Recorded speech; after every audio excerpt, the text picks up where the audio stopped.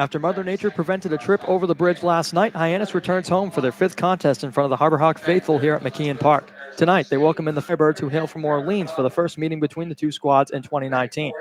It's been a bit of a rough stretch to begin the season, but the morale still remains sky high as Hyannis turns to the right-hander from Virginia, Griff McGarry, vying for their first win of the summer. They'll be opposed by Adam Seminaris out of Long Beach State. It's the Harbor Hawks and the Firebirds on the Cape Cod Baseball Network.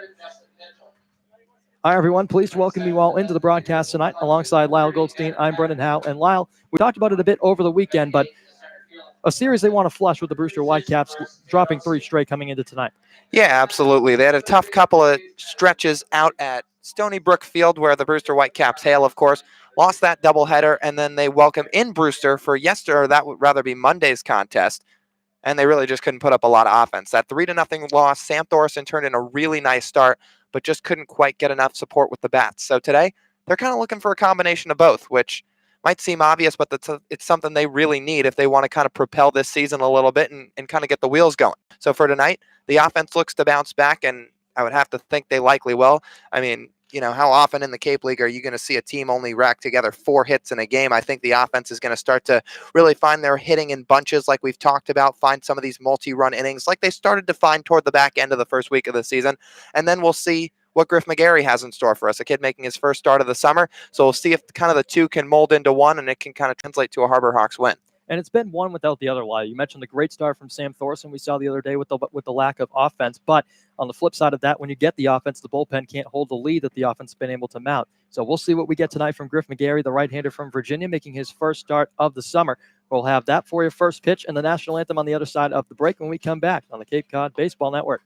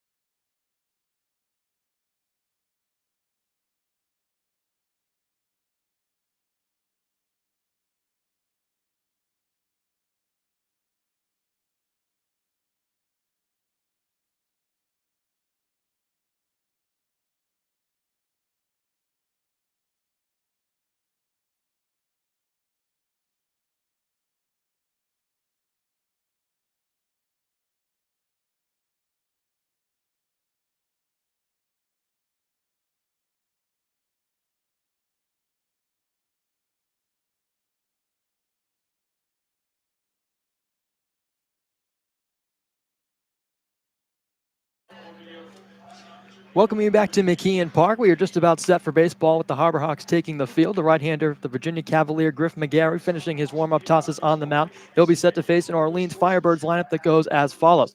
Leading off, the designated hitter from East Kentucky, A.J. Lewis. Following him, Zach Kokoska in right field. Tanner Murray batting third and playing short, followed by Max Troiani in the cleanup spot in left. Josh Zamora at second base, Rob Emery behind him at first, Shea Whitcomb at third base, Jordan Lala in center, and rounding out the nine, David Avidia behind the dish.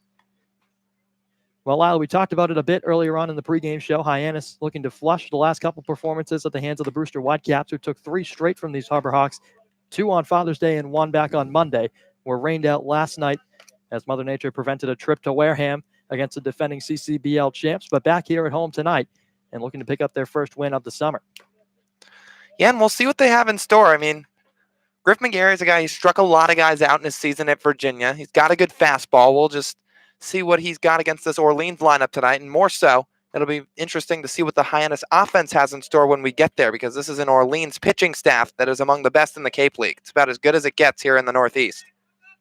Well, Griff McGarry held his own. You mentioned that high number of strikeouts, 64 to be exact in his sophomore season at Virginia, as A.J. Lewis has made his way up to the right-handed batter's box, just about to step in for the beginning of action tonight.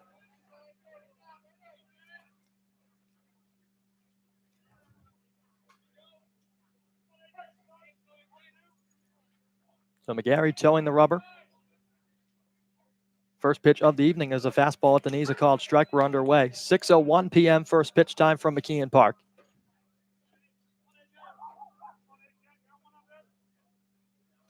McGarry looking to silence these Orleans bats, who hasn't had the most sterling season on offense thus far. A breaking ball dropped in on the outside corner, 0-2, quickly against the leadoff man, Lewis. Gary was a 31st round pick back in the 2017 MLB draft by the Texas Rangers, looking to pick up a strikeout here. Could not. Breaking ball into the dirt. So 1 ball and 2 strikes on the leadoff man of the evening, A.J. Lewis, for the Firebirds. Gary shrugs the shoulders from the windup. The 1-2. Fastball into the dirt. Trickles behind the home plate area. Justin Mitchell will go get it. 2 balls, 2 strikes. McGarry, also a guy who was awarded the 2017 South Bay Player of the Year by the San Francisco Chronicle.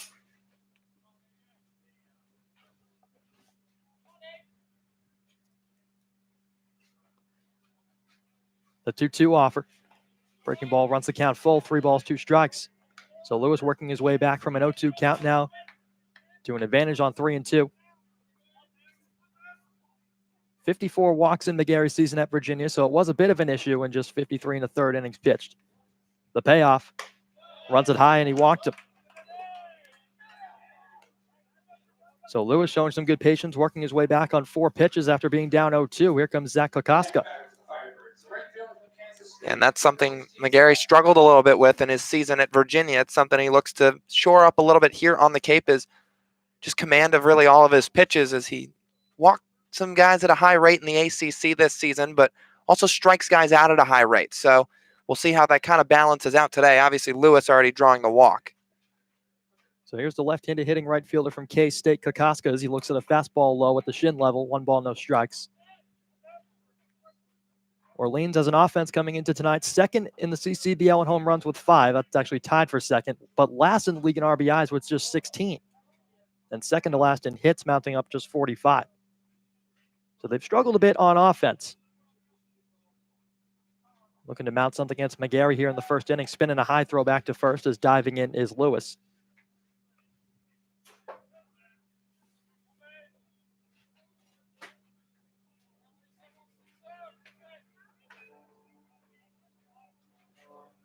McGarry peers down at Mitchell. He's got his sign now, working from the stretch with a runner aboard. No out. 1-0 pitch, a fastball, a called strike, evens the count.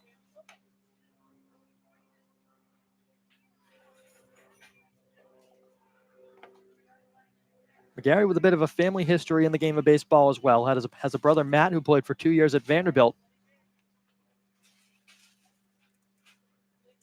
The Virginia Cavalier trying to make his mark up here in the Cape League. The 1-1 pitch is fouled away off to left, out of play. So for the second consecutive hitter, McGarry's gotten ahead with 2 strikes, this time on Kokoska. He had Lewis at 0-2 and then lost him on 4 straight pitches to a walk. Kokoska waving the bat at the mound a couple times. McGarry set. And a 1-2 pitch. Swing and a miss at a breaking ball. Fell off the table. Corralled by Mitchell as he gives a nod of reassurance up to his pitcher on the mound, McGarry. And down goes Kokoska for out number 1. Tanner Murray coming up. Well, it's just like we talked about, the walk-strikeout combo. Walks the first batter, punches out the second. So McGarry finding a groove there against the lefty Kokoska, but now Orleans bringing their heart of the order up to the plate. And Tanner Murray, guy coming off a really, really strong year over at UC Davis. So we'll see what McGarry has in store. So Murray trying to continue upon the A.J. Lewis walk that led off the inning, spinning a throw back from McGarry. Tag applied by Carlson, but Lewis, is back in diving.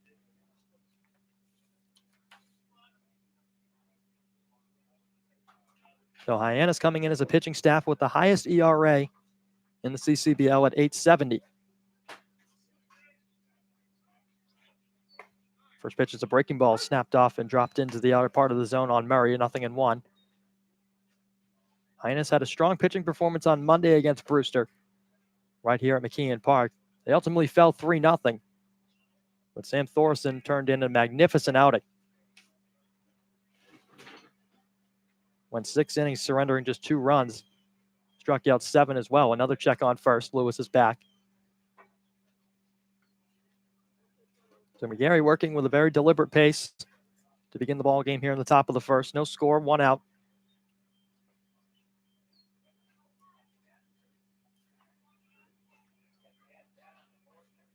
McGarry set the 0-1. In the air to right field. Sending back Hunter Goodman. Retreats a couple steps, makes the grab, and Lewis will slowly trot back to first. There's Goodman getting his first start in right field of the summer, but pretty much a can of corn for him. Just a couple of steps back and pretty easily puts it away. So here comes the Bentley University product, Max Troiani. Had himself quite a game up at the D2 school, Bentley. 42 games, a .320 average. Launched 9 home runs, which led the Falcons. And 29 RBIs as well. So batting from the right side, a center fielder by trade, but featured in left tonight. First pitch as Lewis starts and stops at first is sent on a line up and over everything over the Orleans dugout out of play. So McGarry trying to set down Orleans after surrendering a leadoff walk. He's got Troiani down in an 0-1 count.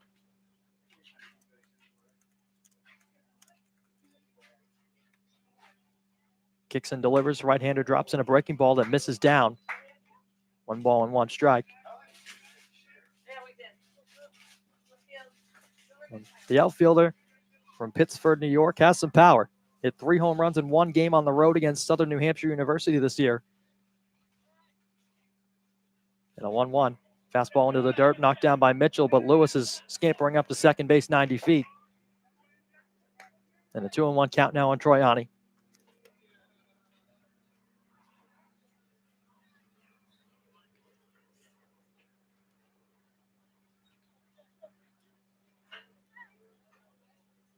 So Troiani with an RBI spot and 2 down. If he can find some outfield grass, Lewis has some speed out of that leadoff spot. McGarry gives Lewis a couple looks. Now the 2-1. Fastball down.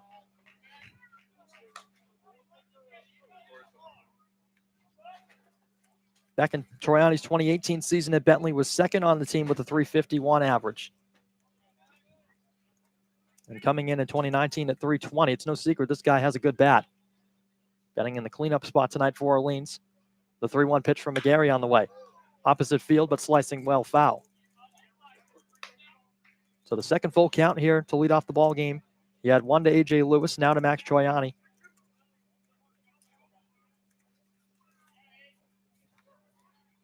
Max hitting .318 on the summer so far for the Firebirds.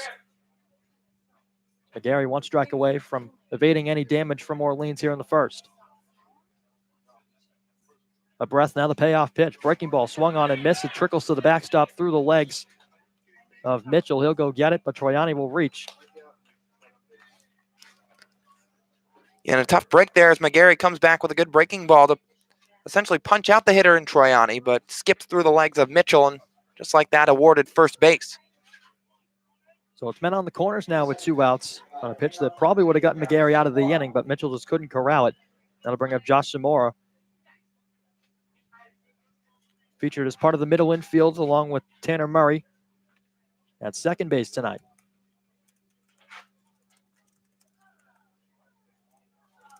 Zamora 5'11", 190 from Foothill Ranch, California. First pitch from McGarry. He watches a breaking ball, is in for a strike. So Zamora in his 29th season at Nevada, also a .320 average, much similar to the man that was in front of him in the lineup, Troiani, who now resides at first base. 8 home runs, 38 RBIs to go along with that average as well. 0-1 from McGarry. Big looping breaking ball, spinning the back toward it was Zamora to avoid being hit. 1 ball and 1 strike.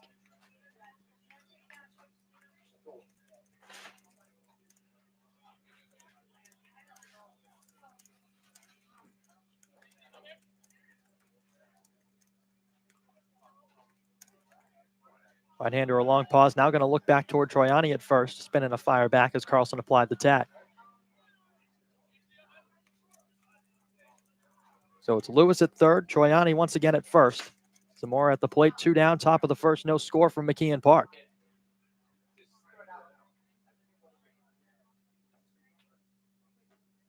Right-hander's ready, now the 1-1 on the way. Fastball in for a strike on the outside corner. Zamora shaking his head a little bit, looking down toward his first base coach. 1 ball and 2 strikes. So once again, McGarry finds himself 1 pitch away from working out of the first inning. He's had full counts to both men that are currently on the base paths. And a 1-2. Outside, make it 2-2. So it hasn't been the most economical inning for McGarry on the mound thus far, as it's now Deuces Wild to the number 5 man, Josh Zamora, in the lineup, with Rob Emery lurking on deck.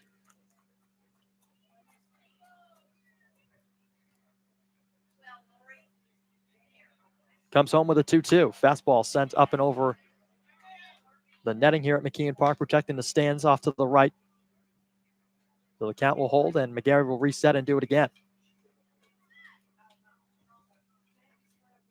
Once again, another beautiful night here at McKeon Park for baseball. Some scattered clouds throughout the sky, but the sun is out and shining. Flag blowing slightly toward left field. McGarry's next 2-2.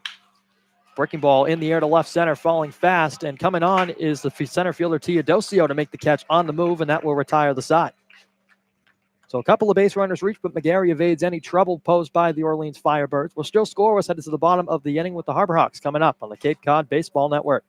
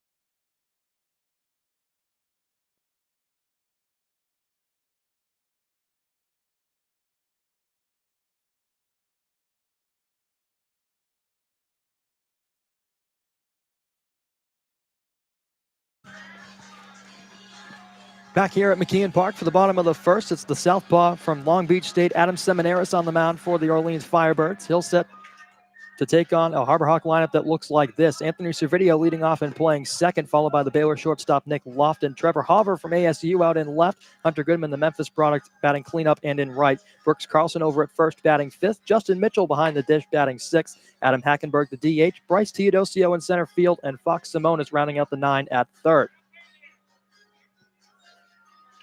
So still locked in a scoreless ball game as Griff McGarry was able to evade any trouble after surrendering a leadoff walk to A.J. Lewis and then a drop third strike to Max Troiani that allowed him to reach first. So Servideo about set to take his spot in the left-handed batter's box. A lefty-lefty matchup to begin things tonight for the Harbor Hawks. Servideo still looking for his first hit of his Cape League summer. First pitch from Seminaris is pumped in, a fastball right down Main Street, 0-1.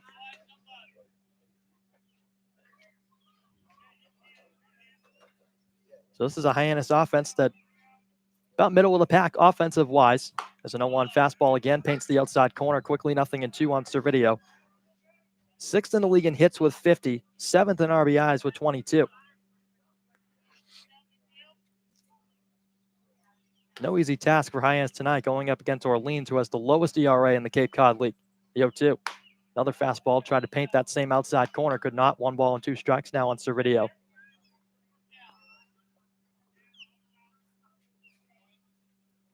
His grandfather actually played professional baseball in the Yankees organization, as well as the Orioles and the Oakland Athletics, as a 1-2 again misses outside.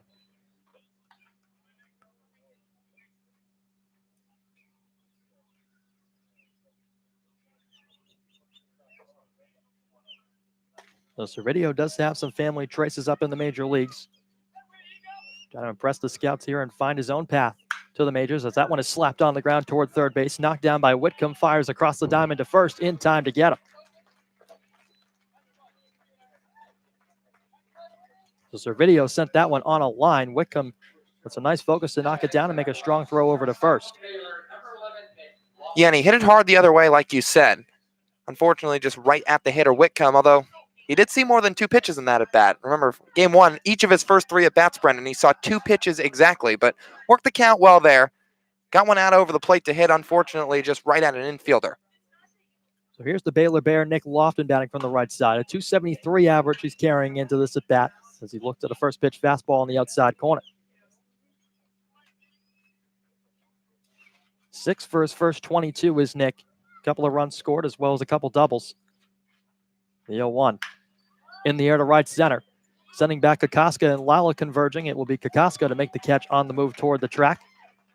And quickly 2 down now for the Sun Devil, Trevor Hauver.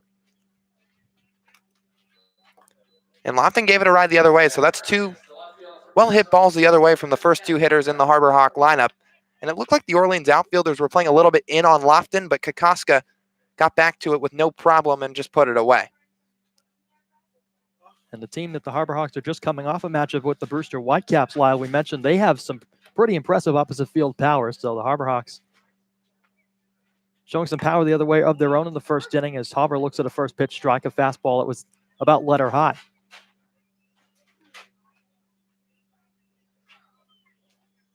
Trevor hitting .222 coming into action tonight against the Firebirds. As he looks at another fastball in the outside corner from the southpaw. Quickly 0-2. Seminaris trying to make quick work of Hyannis here in the first. Just 1 strike away from doing so.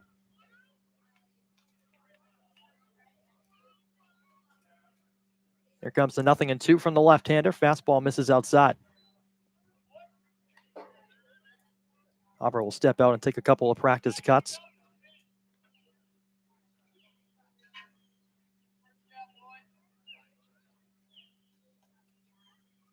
Seminaris from the windup, the 1-2 delivery. Breaking ball into the dirt again, blocked by Avidia behind the plate. 2 balls and 2 strikes.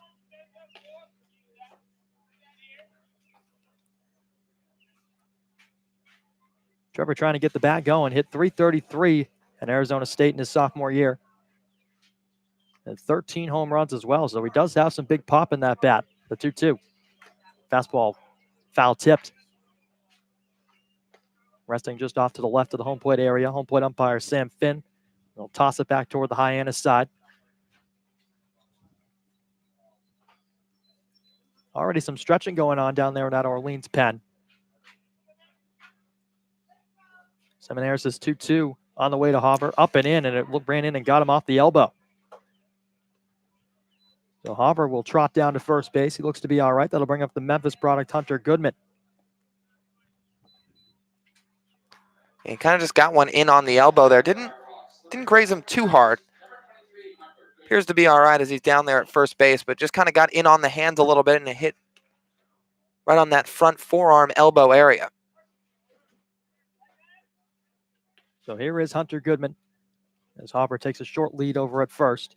Seminaris staring him down, comes home. First pitch of the at-bat to Goodman is on the ground towards second. Samara picks it up, will fire over to first and get Goodman in plenty of time to retire the side. So Trevor Hauber reaches courtesy of a hit by pitch, but Hyannis unable to do anything with it as they go down scoreless. Still 0-0 as we get to the top of the second from McKeon Park on the Cape Cod Baseball Network.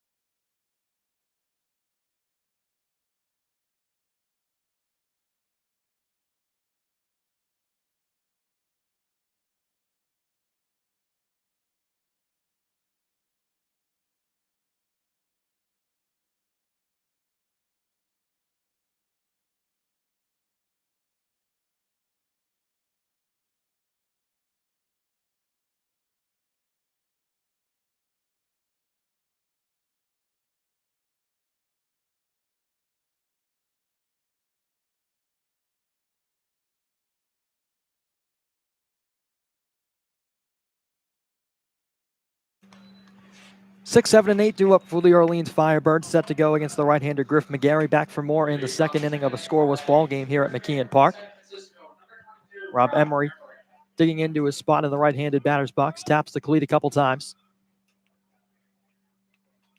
So McGarry faced 5 Firebirds back in the first inning. Got out of it without allowing a run. Emery set for his first glance at the right-hander as the fastball misses in the dirt to start off the inning 1-0. Well, Emery hails from the University of San Francisco, played 54 games in 2019 with a .320 average. 1-0 fastball again, tails too far out of the zone. 2 balls and no strikes. Was featured in the NECBL last summer was Emery with the New Bedford Bay Sox. As McGarry's 2-0 fired in low and away. 3 balls, no strikes now to Emery. Over at first base tonight for Orleans. Coming into action with a .273 clip. The 3-0 on the way. Upstairs and away as Emery tosses the bat. He'll head down to first with a leadoff walk. So back-to-back walks to start off both frames that McGarry's been on the mound as Shea Whitcomb makes his way to the plate.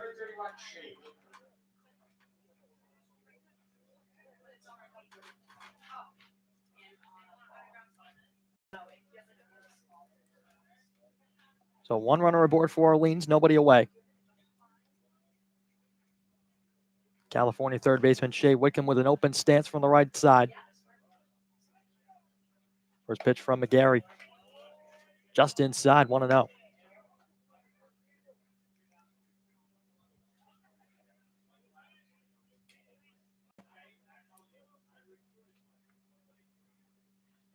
Emery getting a modest lead over at first base, held on by Carlson tightly. As that one is ripped into left center, moving over Teodosio. He'll have no problem to make the catch coming in toward the infield. Throw back to first to try and double off. Emery is not in time as it skips on a hop to Carlson. And Whitcomb is retired for the first out.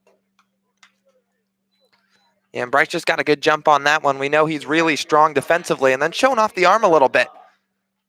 Attempting to back pick Emery at first for a potential 8-3 double play, but just not quite in time as Emery didn't get too far off the bag, just about halfway between first and second. So here's the Miami Hurricane, Jordan Lala, in center field tonight. Emery at first, 1 out, top of the second inning. First pitch from McGarry, a breaking ball. Didn't tail back toward the outside part of the plate. 1 ball, no strikes. McGarry hasn't been able to get on top of that curveball just how he'd like to begin his outing tonight. Falling behind a couple hitters as the 1-0 pitch. Check swing. Did he go around? Appeal down to third. No go. That one looked to be a bit close, Lyle, that time, but ruled no swing. Yeah, we talk about the 3 umpires. So that shifts the field umpire over to second. That's Tom Major when there's a runner on first base. So as a result, doesn't quite get that angle down the third base line. Gary set a jump spin and a throw back toward Emery at first base. Tagged by Carlson. He's safe.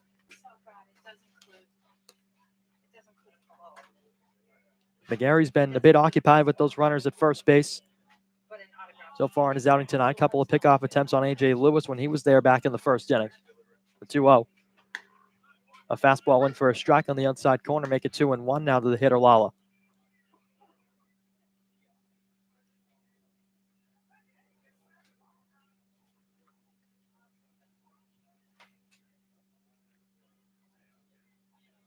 So McGarry set, left foot just in front of his right as he toes the rubber, the 2-1. Line into center field. Teodosio coming on, skips in front of him as he falls to his knees to slide to corral it. And that's going to be a base hit as Emery advances up to second base. So 2 on and 1 out now for David Avidia. Yeah, and that's one of those 50-50s a little bit. Bryce came crashing quick, looked like he covered a good amount of ground, and then I think he kind of eased off at the last second, realizing he probably didn't have a diving opportunity at the ball. So he just kind of gives a courtesy slide, keeps it in front. But there's the first hit of the day for the Firebirds. So Emery at second, Lala at first, and now the number 9 man, David Avidia, who was doing the catching duties tonight for Orleans, batting out of the number 9 spot from Grand Canyon University. As that one gets past Mitchell through the legs to the backstop, both runners going to advance 90 feet. A wide turnaround third for Emery, but he'll put the brakes on.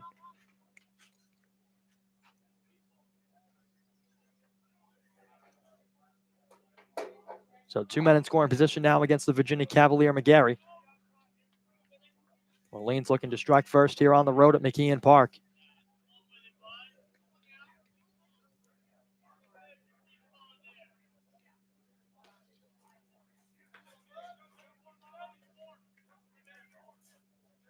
A long pause from the right-hander, now the 1-0. Checked his swing, but a called strike nonetheless at the knees, evens up the count 1-1.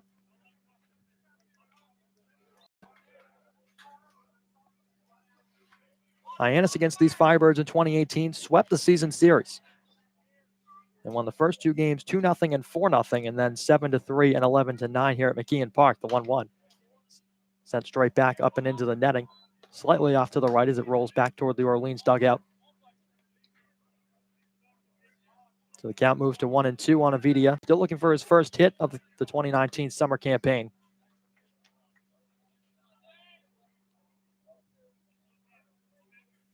McGarry comes set at the belt. Kicks and delivers a 1-2. Fastball outside. Mitchell picks it on the backhand as he fires it back to the right-hander. Both runners back to their bags. 2 balls and 2 strikes.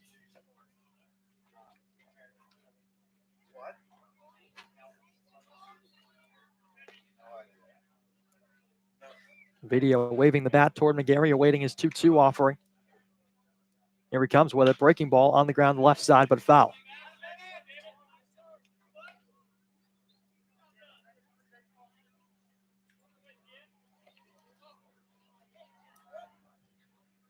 Avidia flexing out that left arm in the batter's box. No batting gloves. He goes old school. His favorite athletes growing up were Yadier Molina and Derek Jeter. And for the first part of his career, Yadier Molina didn't wear any batting gloves either, so perhaps taking after him as this one is lofted in the air to right center. Sending Teodosio and Goodman after it. Goodman will make the catch and fire it back toward third base as the runner's going to tag to score in Emery. Sliding in safely over at third is Jordan Lala. So a sac fly for David Avidia, 2 down now. Well, Avidia does the job. Just a deep fly ball to right and plenty deep enough to score the runner Emery from third. But Hunter Goodman, man, he's got an arm. He went back for that thing toward the track. He got some momentum getting under the ball, but then that throw to Fox Simonas at third wasn't in time to get Lala tagging up either, but that was an absolute strike. Got there on the fly as well. Back to the top of the order now for A.J. Lewis, and I want to go back to that throw, Lyle, for a minute you just mentioned, because I agree with you. That was an absolute rocket of a throw from Goodman out there. He was moving back toward the track as he fired that one in. Curveball swung on Lewis on the first pitch of the at-bat as Mitchell loses the mask in foul territory. Carlson coming on strong now. He'll call him off and make the catch to end the inning. Well, one run comes across to score on the David Avidia sacrifice fly to right. It's 1-0 Orleans with the lead. Bottom of the second coming up from McKeon Park on the Cape Cod Baseball Network.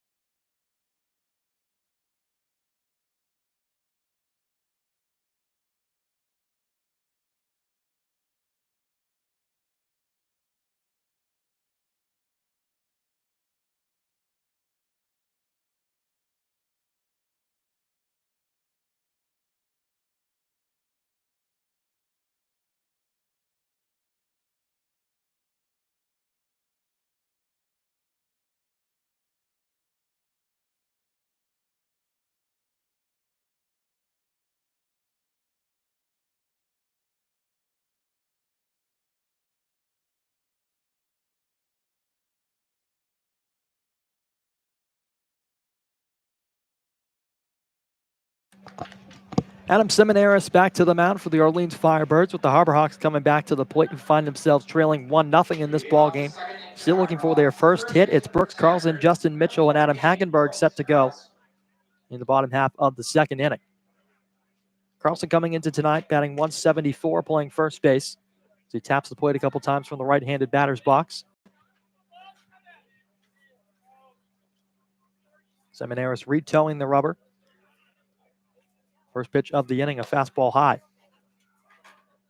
Well, Lyle, I wanted to go back to that throw from Hunter Goodman in right field on the sac fly in the last half inning. Absolutely incredible arm strength, and we know he has a big bat. But right there in right field showing off that arm as well.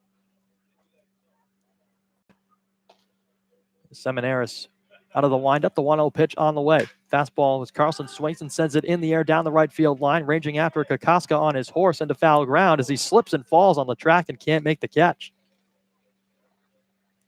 Yeah, he overran it there as he had to come a long way. He was shaded more to his right and in the gap in right center and just couldn't quite ease off in time to get under that ball, so he ends up just kind of running past it. But going back to right fielders, we're talking about Hunter Goodman, who is making his first start in right field this summer. And he's a catcher by trade. We've seen him play a little bit of left field, but showing off the arm in a big way that last inning. Here comes the 1-1 on the way to Carlson as he sends it on the ground towards shortstop. Backhanded, but missed by Murray as it skips under the glove into left field. Hyannis scoops it up and fires it back in. And Brooks Carlson's aboard at first for Justin Mitchell now. And he kind of catches a break there. Murray was moving a little bit to his right, but just couldn't quite get the glove down in time. Now there's one on, but for Goodman, I mean, we talked about it. We've already seen what he can do with the bat, and he's got some light tower power in his arsenal. And now he's showing he's got a cannon for an arm either, which maybe shouldn't come as that much of a surprise because he's a catcher by trade, but to have that type of arm in the outfield's a little bit different, but clearly he can do both. So here's Justin Mitchell batting from the right side as he swings and misses through a high fastball on the first pitch of his at-bat, 0-1. Mitchell hitting .400 on the summer thus far. He's had himself quite the campaign early on with the bat. As Brooks Carlson aboard at first. They did score that one an error as it skipped under the glove of Murray. Seminaris a long stare toward Carlson at first and fires home as Mitchell spoils a fastball to the backstop, 0-2.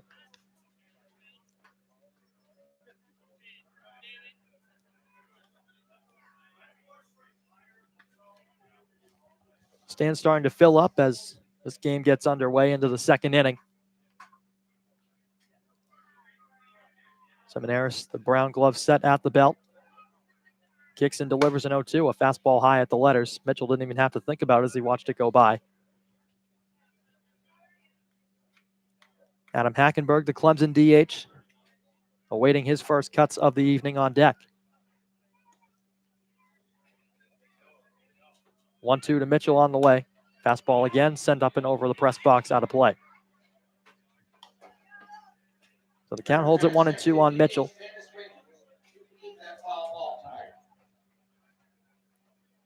So wow, that's 3 catchers in the lineup tonight. Goodman in right, but a catcher by trade, as you just mentioned, and Mitchell and Hackenberg back to back. Mitchell behind the plate, Hackenberg a DH, of course. A 1-2 pitch in the air to right center. Coming in is Kokoska, a much easier play this time. He'll make the grab for out number 1. Yeah, pretty easy play for Kokoska out there and right, just coming in a little bit. But yeah, you're right. It's 3 catchers by trade who are being shifted into maybe some spots that aren't their primary position, but doing it just fine. I mean, we've already seen Hunter Goodman. Here comes Adam Hackenberg in the DH spot, and he swung a hot bat through the first week or so of the season. So we'll see what he's got in store for us here. Yeah, Hackenberg batting .500 to be exact early on in the season, wiggling the bat above his right shoulder as he awaits his first look at some Seminaris. Fastball spoiled away to the netting as it trickles back toward the home plate area, 0-1. I mean, it's likely something that Chad Gassman wanted to try as well. I mean, just kind of shift some names and kind of move some guys up and down in the lineup and see what can kind of click with the offense a little bit. And ironically, the 3 catchers are the 3 hotter bats in the lineup. Goodman, of course, with a couple home runs on the season so far. And Mitchell and Hackenberg with the sky-high averages. 0-1 fastball misses high to Hackenberg to even the count. And Hackenberg already with a home run of his own, too. I mean, Hyannis has 4 on the year. 2 have come from Goodman. 1 has come from Hackenberg. So these catchers really just swinging some hot bats. So a pause from Seminaris. The 1-1 as he comes home, waving a miss on an off-speed pitch on the outside corner. 1 ball and 2 strikes. Hackenberg taking a minute to regain himself outside the batter's box. Takes a couple of practice cuts. Looked to be a bit fooled on the last offering. Seminaris has featured that fastball heavily through the first couple frames of his outing tonight. Brooks Carlson aboard at first, 1 out as the pitcher swung on and missed.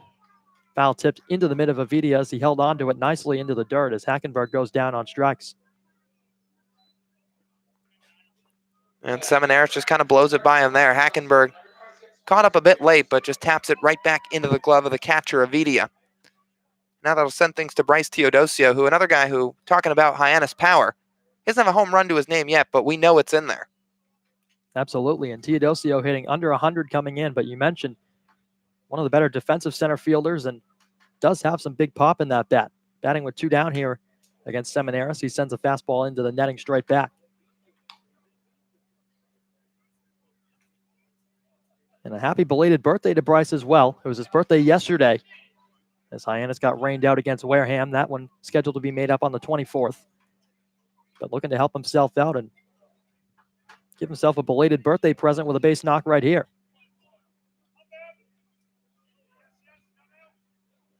Staring out at Seminaris, awaiting the 0-1.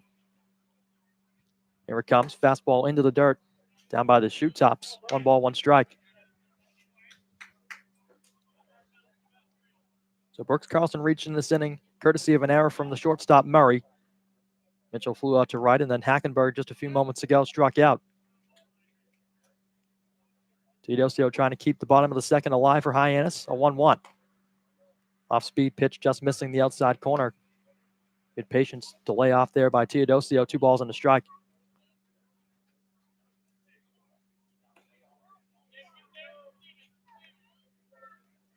Fox Simonis awaiting on deck, hoping for a chance here in the second. Center fielding Lala shifting just a little bit as a 2-1 pitch is tap foul off to the left. Not much of a breeze here to speak of at the moment at McKeon Park as the American flag out in right center. Hanging down.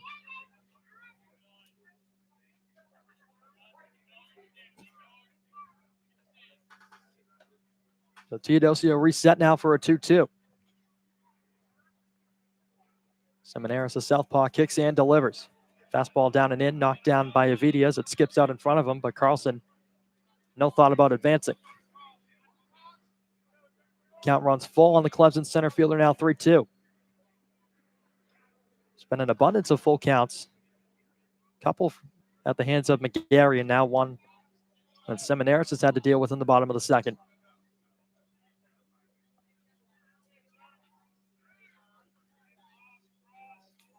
A pause, now the payoff pitch. Swung on and sent up and over everything, foul into the brush.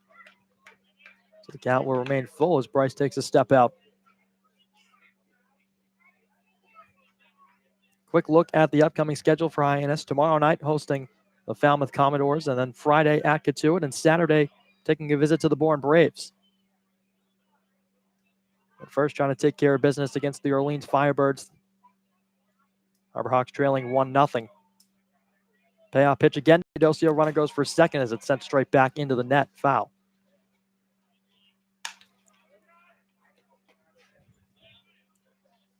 So 3 balls and 2 strikes still to Teodosio, spoiling a couple of tough ones. Staying alive against Seminaris, who has a hard fastball.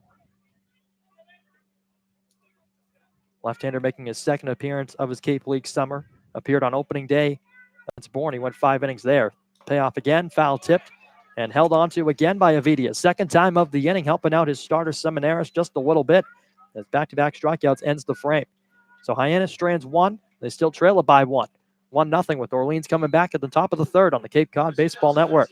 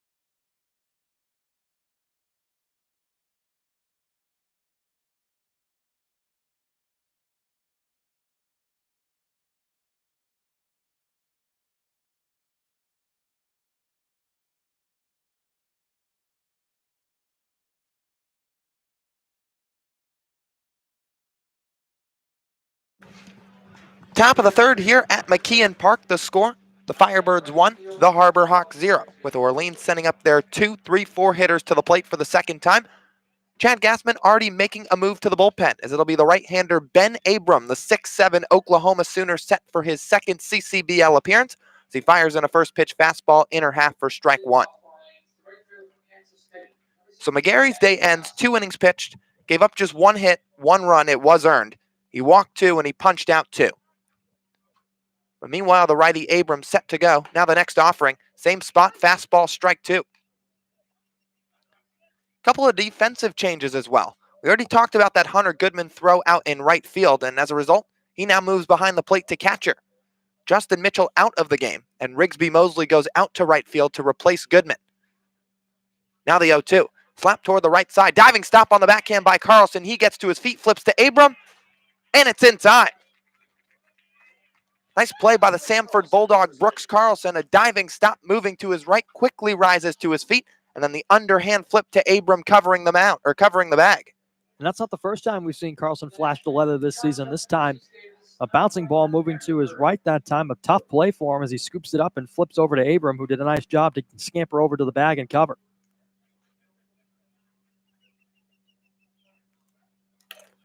So now that brings up the number 3 hitter, Tanner Murray. The UC Davis Aggie digs in from the right side. Slight open stance, and Abram drops in a breaking ball for a called strike. So Rigsby, Mosley in right, Goodman behind the plate, McGarry, or rather Abram on the mound coming in for McGarry. And so far, so good for the Oklahoma Sooner as he gazes over the mitt, now winds and fires. Cut back off the screen, and it'll be 0-2. So when Rigsby eventually comes up to hit, he'll take Justin Mitchell's spot in the lineup in what's the number 6 slot. Goodman will still hit in his original spot in the order. He's in the cleanup spot for Hyannis tonight. And now the right-hander Abram gets the sign from the Memphis Tiger Goodman, and he comes home. Swinging a pop-up foul up and out of play. So Abram has 4 pitches in his arsenal. Again, that hard fastball. Also counter with a changeup, curveball, and a slider as well.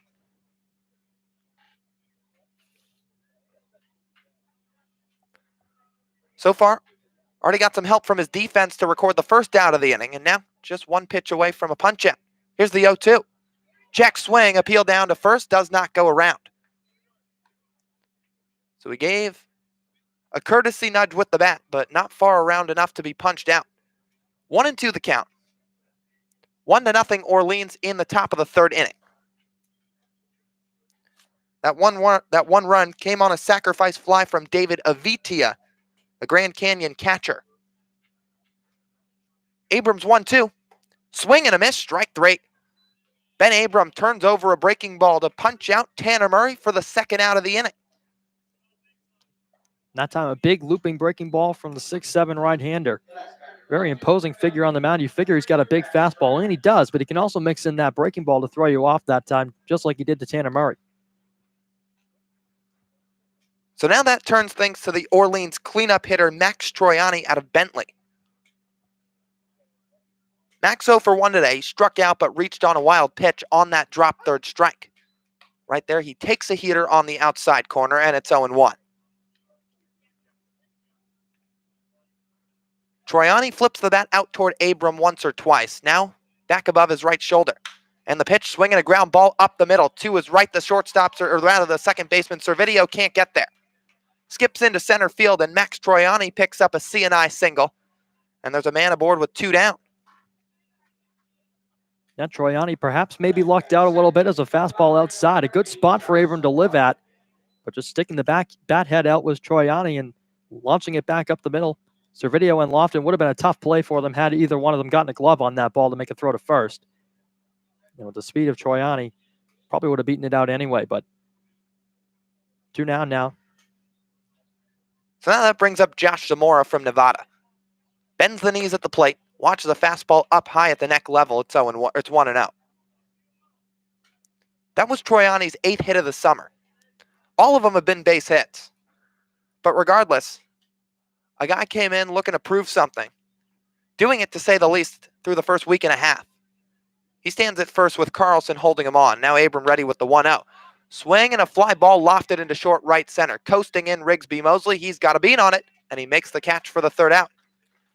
So 2-out single from Troiani. Doesn't go for much else. Ben Abram faces 4 in the top of the 3rd and puts a 0 up on the board to keep the score at bay. It's Orleans 1, Hyannis 0. For the inning, no runs, 1 hit, no errors, 1 man left on. We'll go to the bottom of the 3rd when we come back on the Cape Cod Baseball Network.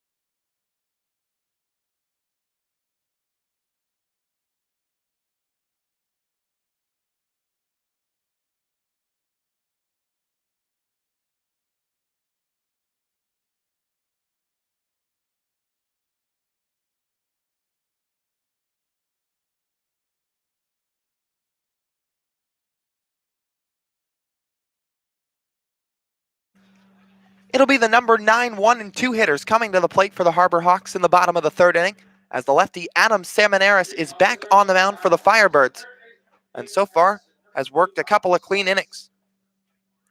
No runs for the Harbor Hawks so far, no hits as well. Only runners to reach: Trevor Hauver on a hit by pitch, as well as Brooks Carlson on an E6. As the lefty Seminaris fires home, Simonis checks his swing, appeal down to first, and he goes around. So Simonis getting his first at bat of the evening. On the season, he's 2 for 7. The 0-1. Down low, and the count will level. Simonis another small school guy, but coming off a monster year. 30 RBIs, 14 stolen bases in 2019. Now the offering, ground ball left side to his right, the shortstop Murray fields cleanly, throws to first in time.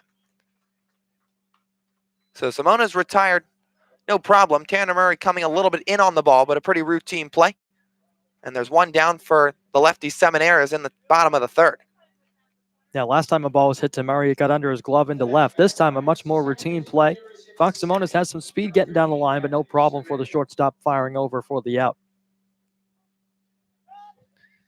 Now that flips the lineup back over.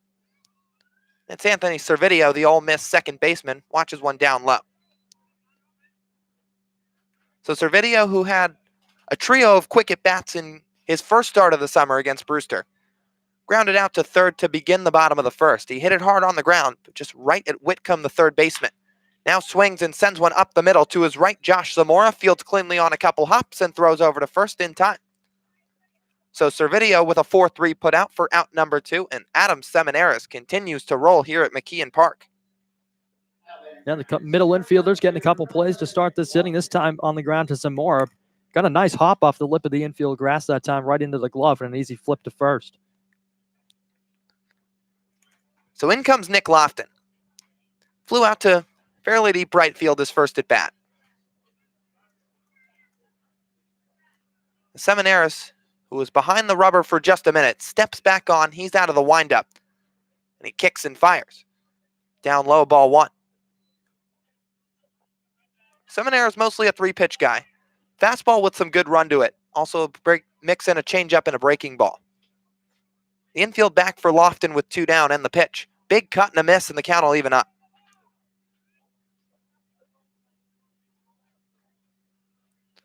So no hits so far for Hyannis. Looking to get on the board in the bottom of the third as the pitch to Lofton is slugged down the left field line, hooking toward the corner, and it's going to get foul and out of play. So Lofton gave it a ride. Got just a little short into the left of the foul pole, straight down the left field line, with dimensions of 324 feet here at McKeon Park. But Lofton just in on his hands a little bit, and the count will move to 1-2. So once again, 4 home runs for Hyannis so far in 2019. Seminares with a 1-2 count gets the sign from the catcher Avidia, and he'll fire home. In the dirt, Lofton avoids it just barely, and it'll go to 2 balls and 2 strikes to the Baylor shortstop. Offensively, the Harbor Hawks hitting .219 as a team through the first 7 games. That's 7th in the Cape League. Their home runs rank 5th, so right in the middle of the pack in a couple of different offensive categories. Now Seminares ready, the 2-2. Lofton scorches one to right. It's going to fall in front of the right fielder Kokoska, and it'll be a base hit. So a 2-out base knock for Nick Lofton, and the first Harbor Hawk hit of the day. Has the inning going in the bottom of the third as Lofton keeps the rally alive here in Hyannis. Or rather starts a rally, we should say, as he's the first base hitter the first hit of the day. But Harbor Hawks have the good part of the order up, as it'll be the number 3 hitter Trevor Hauver for his second plate appearance. And Trevor, who just a couple of days ago had a 3-hit day at Brewster, looks to continue the hot hitting here. Lefty-lefty matchup. Seminares for the first time today out of the stretch and fires home. Called strike on the outside corner.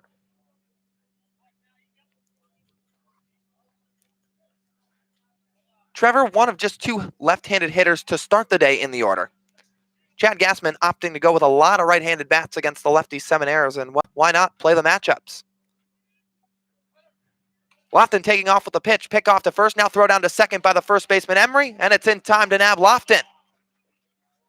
So quick pickoff move from Seminaires on the mound, over to the first baseman Emery. Lofton taking off on first move, but just a bit too early as he gets thrown out at second base, and that will end the inning. So Seminaires faces the minimum in the bottom of the third. No runs, 1 hit, no errors, nobody left on. We'll go to the top of the fourth when we come back. It's Orleans 1, Hyannis nothing on the Cape Cod Baseball Network.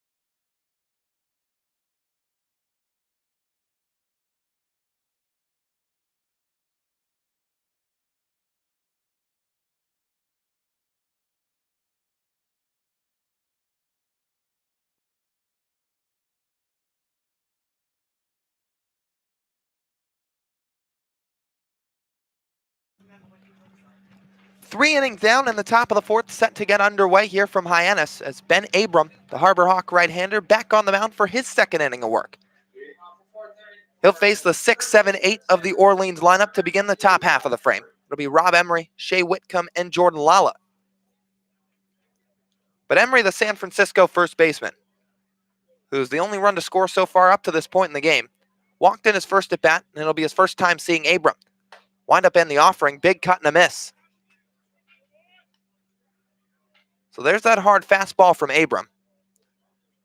Faced 4 batters in the first, got some help from Brooks Carlson on a nice diving stop in the hole. And now counters with the 0-1. This time a breaking ball, but just low and away.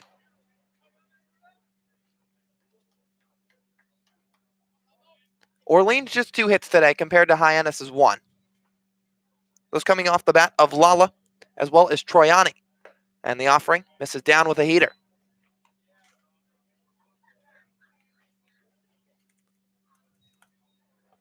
For Emery, just finished his redshirt junior year at San Francisco. He's looking to make a quick impact with Orleans this summer as he watches a fastball on the outer black, and it's 2-2. Now, he originally started his college career at Dartmouth. That dates all the way back to 2016, but eventually transferred to San Francisco, and the rest history. The 2-2 from Abram. Down low, and the count fills. In 2019, he had a really strong year. 320, 40 RBIs. And he also had 5 long balls to his name, so some sneaky pop in that right-handed bat. As Emery stares down Abram, who's ready. The 3-2. Line drive back up the middle, whizzing past Abram and into center field. So leadoff hit for Rob Emery to begin the top of the fourth, the 3rd Firebirds hit of the evening. And now there's 1 on for Shea Whitcomb. That second time, Emery's aboard and saw that one well. It was left over the middle of the plate and right back at Abram. That can be scary for the man on the mound as it trickles into center field, and Emery once again picking up another hit. So now Whitcomb, the hitter. He lined out to center, and Bryce Teodosio his first time around. And that'll bring Abram back into the stretch for just a sec as he throws over. And back safely the runner, Rob Emery.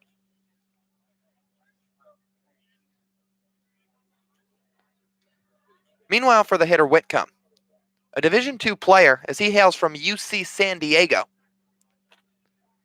But that didn't stop him from putting together what was an unbelievable 2019 season as he watches one away. Whitcomb in 2019 He was named an All-American honorable mention. And he was also named Collegiate Baseball's National Player of the Week at the D2 level. Just one of 8 players to earn that honor. Very open stance, left foot way behind the right as he watches a fastball down Broadway, and it's 1-1. Whitcomb hails from Newberry Park, California, and started in every game in 2019. Hits out of the leadoff spot and plays shortstop. However, today slides over a little bit to his right, not at his natural position, but playing the hot corner and hitting out of the 7 slot. Abram throws over to first, but back with a courtesy dive, the runner Rob Emery.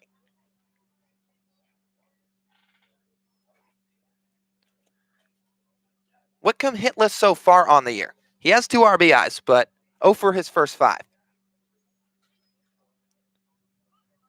Bat wiggling up and down above his right shoulder. As the lengthy Abram looks down, now fires home. Ground ball onto the shortstop Lofton, bobbles it for a second, now can't corral it, and beating it out at first will be the runner, Shea Whitcomb. So a tough play for Lofton. Both shortstops now own an error to their name tonight. Lofton right here, Murray back an inning or 2 ago, and there's 2 on and nobody out. And that'll bring up Jordan Lala, the Miami outfielder. Yeah, I think that time Lofton saw the runner Emery breaking from first toward the second base bag and tried to shovel it out of his glove before he really had it. Took his eyes off the grounder, tried to shovel it over to Servideo to try and flip the double play, but as a result, they get nobody.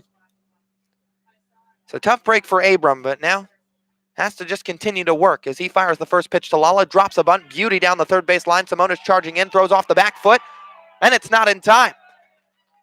So an infield bunt base hit for Jordan Lala. That loads the bases. A beauty right on the chalk. Simonis coming in quickly. A good field and throw, but off the back foot, not quite in time. So a single, E6, and then a bunt single has loaded the bases for David Avidia. And Orleans is threatening here in the top of the 4th. Yeah, you mentioned, Lyle, a beautiful bunt down the third baseline. Not only was it down the chalk, that one rolled down the seam where the dirt and the grass meet. A great effort from Simonis to try and charge in and make an off-balance throw, but to no avail. So now it's Avidia. A red-hot RBI opportunity. First pitch from Abram. Misses outside. So he's got a chance right in front of him to extend this Orleans lead and really make a statement early on. Avidia responsible for the 1 RBI so far, as he gave one a ride back in the top of the 2nd inning, flying out to Hunter Goodman in right field. Abrams 1-0. Fastball for a called strike.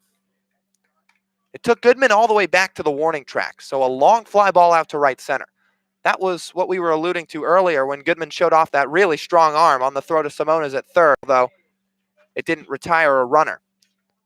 But Hunter now back behind the plate, giving signs to his right-hander Abram, who likes one and now fires home. Swing and a miss at a fastball at the top of the zone.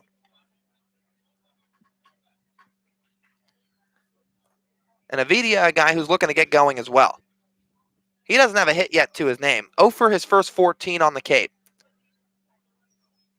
He's technically 0 for 0 today, as he was responsible for the sac fly. But for him, what better time than to pick up your first collegiate hit at the Cape level than now? Ground ball to third. Simonis fields cleanly, fires to second for 1. It's a wide throw. Pulls Servideo off the bag. A run scores from third, and Orleans makes it 2-0. So Simonis moving to his left, made the play on the run, tried to throw it on the run as well to Servideo at second, but it pulled him well off the bag to his right, and everybody's safe, making it 2-0 Firebirds in the top of the 4th. Yeah, that time Simonis looked like he struggled to get that one out of the glove a little bit as he came toward the second base bag to try and get the double play. That time pulling Servideo, who was holding on that left foot onto the bag, just couldn't quite corral it, and now 2-0 as a result for Orleans. So now it brings up A.J. Lewis, who taps one to short. Lofton Fields takes it himself to the bag for 1 on to first double play. A 6 unassisted to 3 twin killing. Puts 2 outs on the board in the top of the 4th, but another run comes around to score. Shea Whitcomb coming home from third. And it's Firebirds 3, Harbor Hawks 0. So Abram gets some help, no doubt, as Lewis kind of checked his swing, and as a result, punch went out to the shortstop Lofton, who was already moving to his left to begin with. Had an easy, unassisted double play, but as a result, comes with another run for Orleans. Now with 2 down, it brings up Zach Kokoska. Abrams' first offering. Line drive into right field, base hit. Make it 4-0 Firebirds as scoring on the play Jordan Lala. And the hitter Kokoska picks up his first hit of the evening. Well, when it rains, it pours. That time a fastball right down the middle of the plate from Abram. Launching it into right field was Kokoska. Sent it on a line toward Rigsby Mosley out there in the outfield. Plating another run for Orleans, stretching the lead out to 4. So now that puts 1 on with 2 down for the number 3 hitter Tanner Murray. He's the 7th man to the plate this inning. Abram out of the stretch in the offering. Ground ball out to Lofton at short. Moves to his left. Flips it short way to Servideo in time. 6-4 fielder's choice to end the top of the 4th. But a trio of runs coming on the board for the Orleans Firebirds puts them up 4-0 at McKeon Park. We'll go to the bottom half of the frame when we come back on the Cape Cod Baseball Network.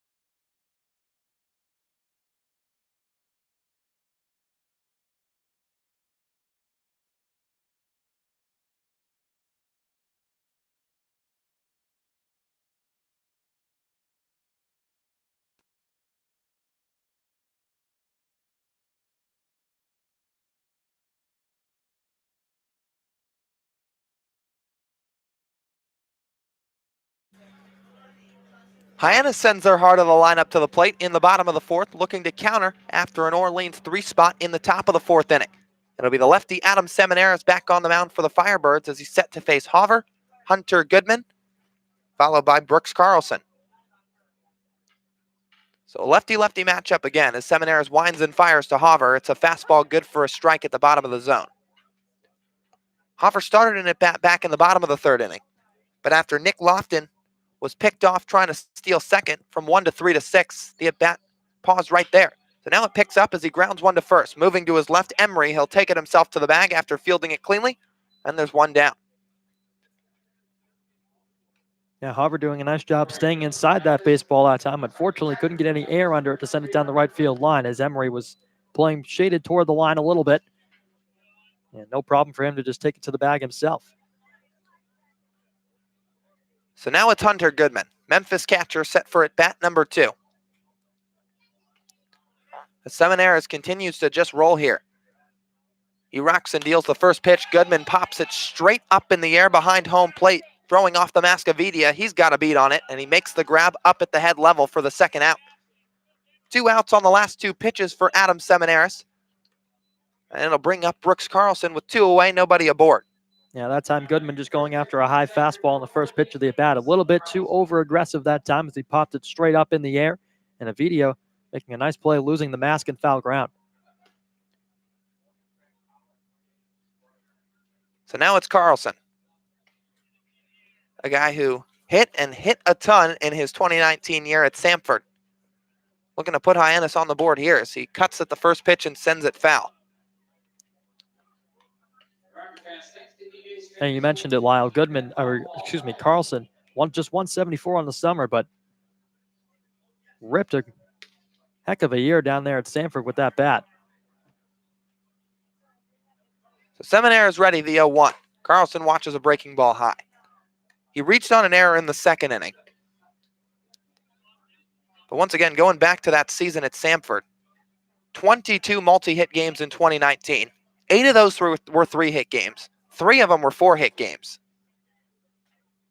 As he taps the bat up and down and watches an off-speed pitch from Seminaris. It's low for a ball.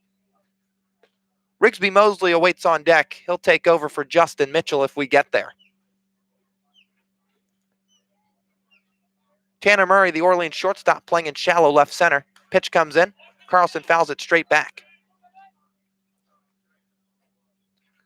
And this Orleans pitching staff has been nothing short of dominant through what's been their first 7 games of the season. Their team ERA sits at 261. That's the best in the Cape League. Opponents are hitting just 216 off the Firebird staff. Seminaris from the first base side fires to Carlson. Line drive up the middle. Ooh, off the knee of Seminaris, and it skips into right field. Carlson hits the bag at first, no problem. He'll stop right there. And now time's going to be called. Everybody's going to make their way out to the mound. Seminaris really just wincing in pain. Now down on his back in front of the mound.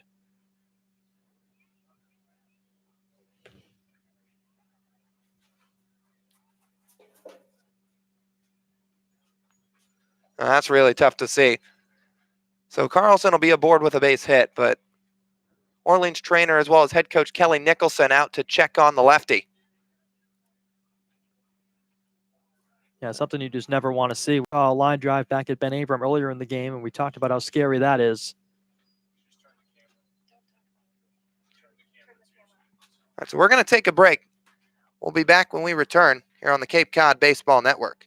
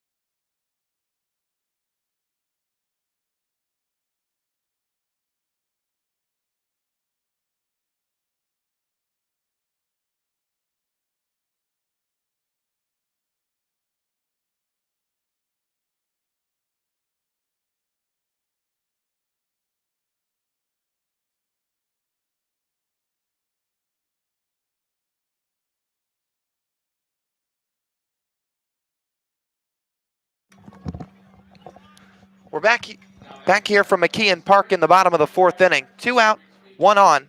And with Seminaris coming out of the game, it'll bring in the right-hander Connor Pellerin out of the University of Tulane. Rigsby Mosley will be the hitter. As Carlson, who had that base hit, will lead off of first, getting a hold from the first baseman, Emery. Heller in out of the stretch. Mosley swings and lines one down the left field line. Foul, and it gets out of play. But the good news for Adam Seminaris, he was getting checked on out in front of the mound, but he rose to his feet and he walked off under his own power. So that's a very, very positive sign to see from the Long Beach lefty. Appeared to be okay, but just taking proper precaution was Kelly Nicholson and the Orleans staff as Rigsby Mosley swings through the next offering, and it's 0-2.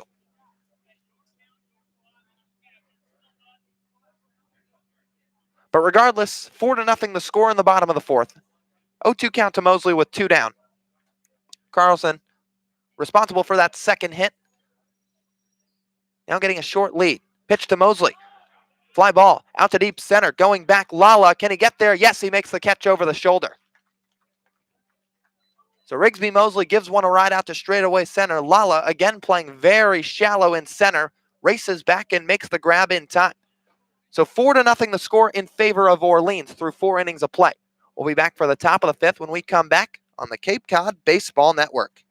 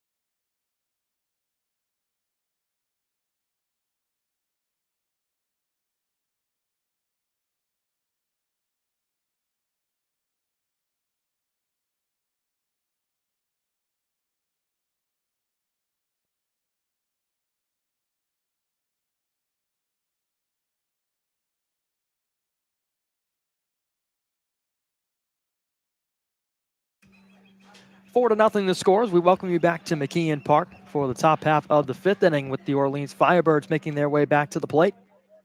It's 4, 5, and 6. The middle part of the Firebirds lineup: Max Troiani, Josh Zamora, and Rob Emery against the right-hander Ben Abram. 6'7" right-hander from Oklahoma will step back onto the bump. 4 runs on 5 hits for Orleans. No runs on 2 hits for the Harbor Hawks as the breaking ball is spun off into the dirt. Down by Troiani's left cleat. 1 ball, no strikes. So Abram aided by a double play in the last frame as he kicks and deals a 1-0 fastball as Troiani sends it on a line into left field, but right at Trevor Hauver, who makes the grab for out number 1.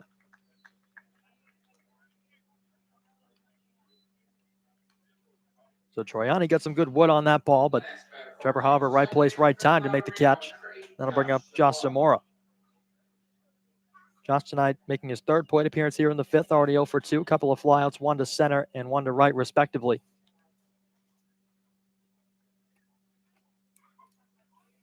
So Abram out of the windup, kicks and fires. The first pitch fastball is popped up on the left side. Racing toward the line is Trevor Hauver, coming toward the Harbor Hawk bullpen on his high horse, and he makes the grab just in front of the Harbor Hawk bullpen bench as he fires it back into Nick Lofton on the infield, 2 down. Well, the first play a little bit easier for Hauver, just kind of having to come in on a line drive, but that one, he had to run a long way. He was shaded a little bit toward the gap. He ran up onto the mound, but he made the grab in the Harbor Hawk bullpen, which isn't easy to do. Sometimes these outfielders, they'll get up toward that mound or around that bullpen area, and they'll kind of ease off a little bit, worrying about kind of twisting an ankle or something, but Trevor played it perfectly and puts 2 down. So Ben Abrams so far, quick 2 outs in the 5th. He's cruising through this half inning as Rob Emery watches a breaking ball down and away. Emery tonight has reached base twice and come around to score half the amount of runs Orleans has been able to muster so far. Walked back in the 2nd and lined a single past Abram back in the 4th. 1-0. Fastball down, 2 balls and no strikes. Well, Emery came into tonight hitting .273. And with another hit tonight, he's putting together quite a summer early on. As he awaits the 2-0 from the righty from Oklahoma. Breaking ball in for a strike at the knees, down and away. Make it 2-1 with 2 away. Shea Whitcomb awaits on deck. Reached courtesy of an error from Nick Lofton in the last frame. The 2-1 on the way. Fastball line towards second base. Played on a pick by Servideo. Flipped to first as he gets up and fires in time for the third out of the inning. So a fine play from Servideo. Second baseman out of Old Miss keeps Orleans off the boards. 4-0, a quick top of the fifth. We head to the bottom half of the frame on the Cape Cod Baseball Network.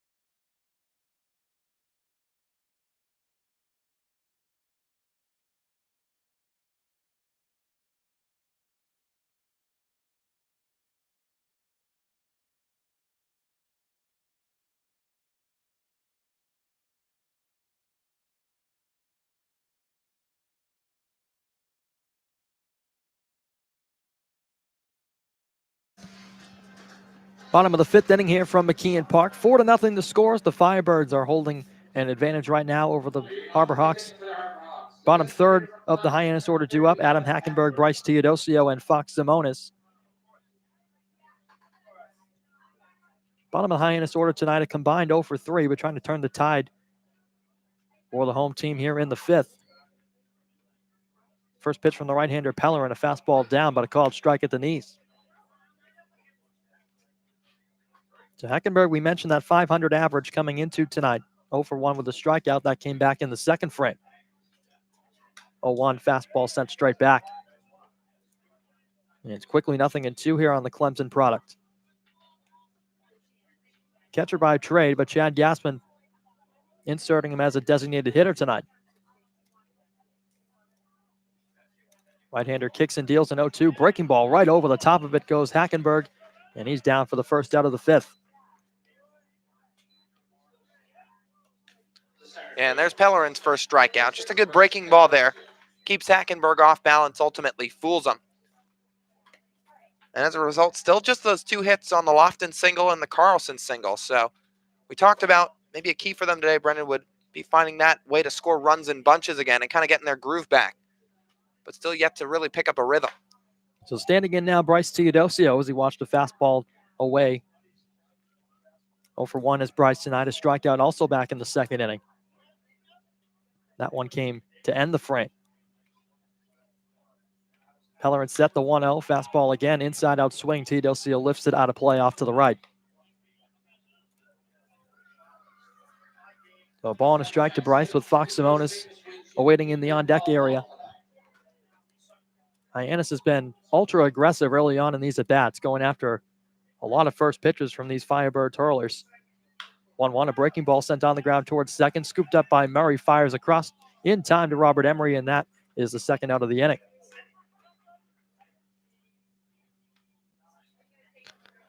And Murray just busy again over there at shortstop. Pretty routine play. He's playing back on the infield. Let it come to him a little bit, but just have to take a step or two to his left, and then they just strong throw across the diamond to retire Teodosio. So the number 9 man, Fox Simonis, stepping in. Batting from the right side against Pellerin, looking to make quick work of Hyannis here in the home half of the fifth. First pitch to the Judson University product, a breaking ball. Dropped in for a strike at the knees, down and away.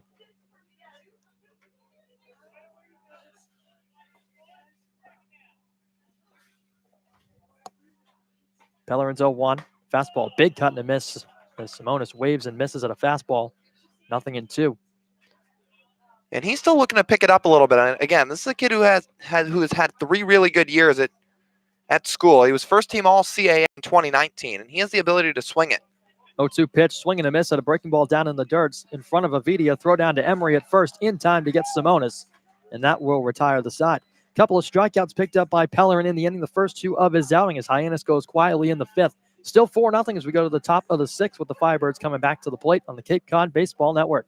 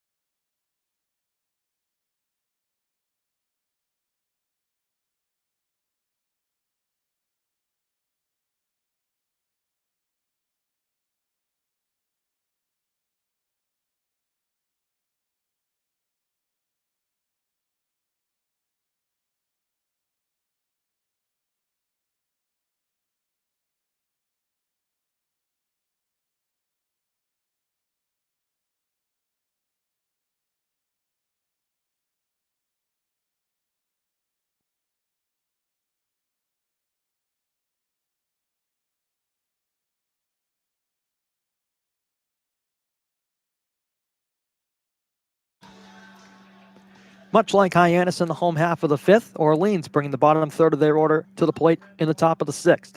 It's Shea Wickham, Jordan Lala, and David Avidia. Right-hander Ben Abrams still on the hill for the Harbor Hawks, back for his 3rd inning of work. 4-0 is our score here from McKeon Park as we enter the middle frames of this ball game. 5 hits mustered up for the Firebirds as opposed to the Harbor Hawks 2. So an offense for Orleans that has struggled early on in the season, putting up 4 here against the Harbor Hawks as Abram misses with a fastball on the first pitch of the inning to Whitcomb, 1-0.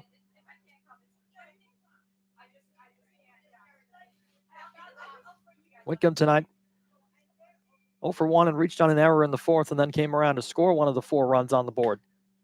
That's another fastball missing low, 2 balls, no strikes.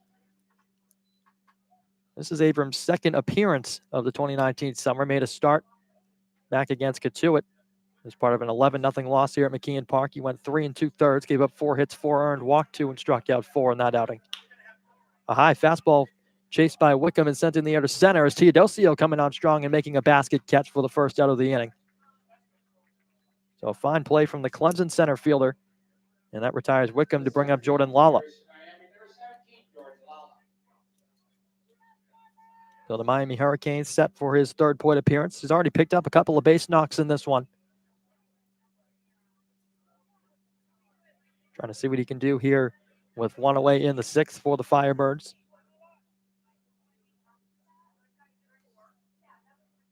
First pitch of the at-bat from Abram. A breaking ball that rests on the inside corner, 0-1.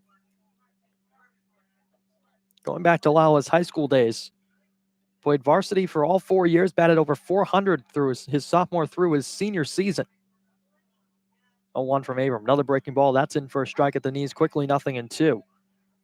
Also to go along with that for Lala was a team captain his senior year and voted the team MVP in 2017 and 18.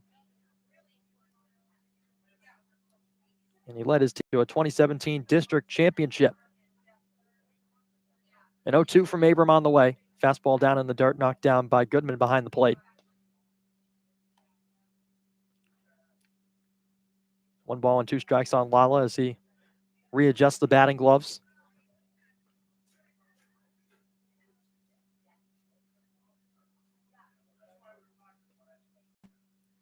Abrams 1-2 out of the windup. Here it is.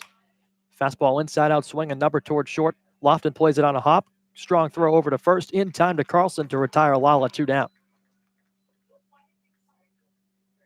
So the number 9 man, David Avidia, making his walk up to the plate.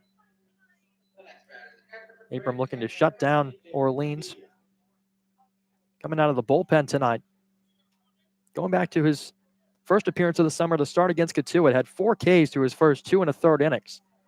Ran into some trouble in the fourth, however. Gave up a couple of home runs and a few base knocks in between. First pitch to Avidia on the ground toward third, but rolling foul behind the bag as scooping it up was Simonis as he fires it back toward Abram. So 0-1 as Avidia goes back to retrieve his lumber and kicks some dirt around in that right-handed batter's box.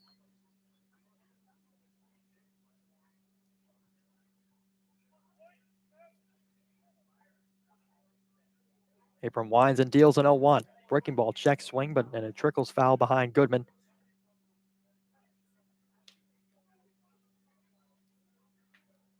So 1 ball and 1 strike on the Grand Canyon catcher.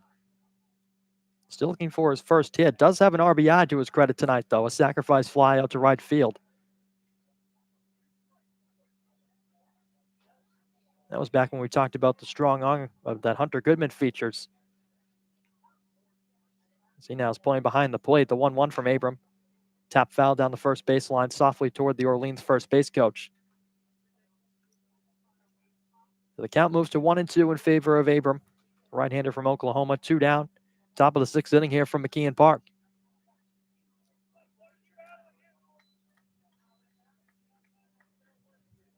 Avidia ready, Abram ready, the 0-2. Into the dirt.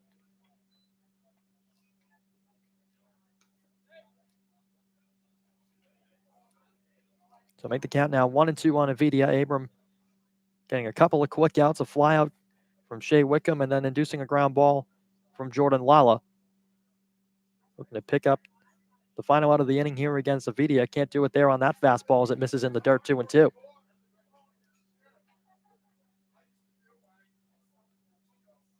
Abram was rated the 4th best prospect in Canada back in 2017 and has already turned some heads of Major League scouts. Was selected by the San Diego Padres in the 37th round a year ago. The 2-2. Fastball misses wide, runs the count full now.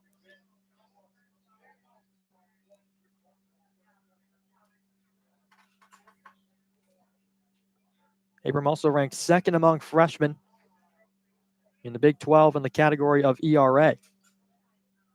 So he can certainly limit the damage as a payoff pitch to Avidia is sent down the line and left. Hava racing over but won't get it as it falls down and in for a base hit. Fires it back from the warning track. A wide turn from Avidia, but he'll pull up at first base. And it's a 2-out single for the number 9 man in the Orleans order. He picks up his first hit of the summer.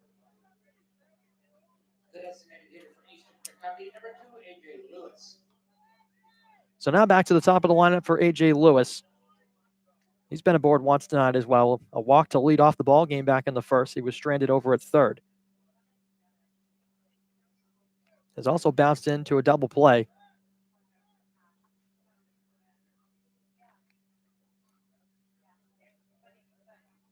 Vidi on at first with 2 away. First pitch to Lewis misses down with a fastball from Abram, 1-0.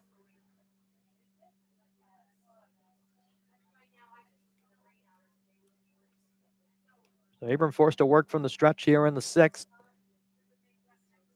As he thought he might be in for a quick inning, but David Avidia had other plans, batting from the number 9 spot. Currently at first, the 1-0 fastball check swing foul back into the net.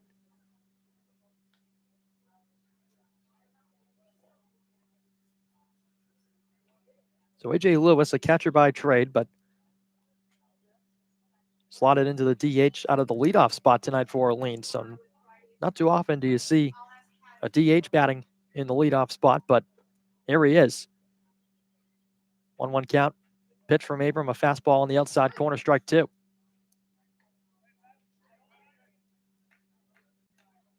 Well, Lewis put together a very strong 2019 campaign at Eastern Kentucky. Played 54 games and notched a .303 average in the process. Came into tonight with Orleans batting .350. So a very potent bat in this Firebirds lineup. The 1-2. Breaking ball missing down. Goodman tried to frame it but couldn't pull it back. It's a tail too far off the outer edge.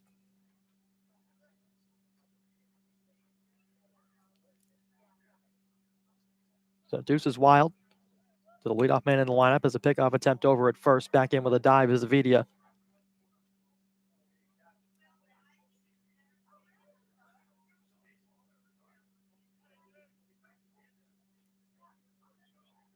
So Abram, that right foot towing the rubber. And a pause before the 2-2 delivery to Lewis.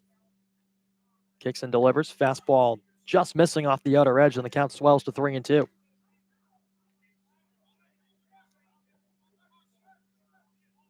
As Lewis prepares for the full count offering, he was named to the Buster Posey National Collegiate Catcher of the Year watch list as he played and started in all 54 games this season in his collegiate campaign.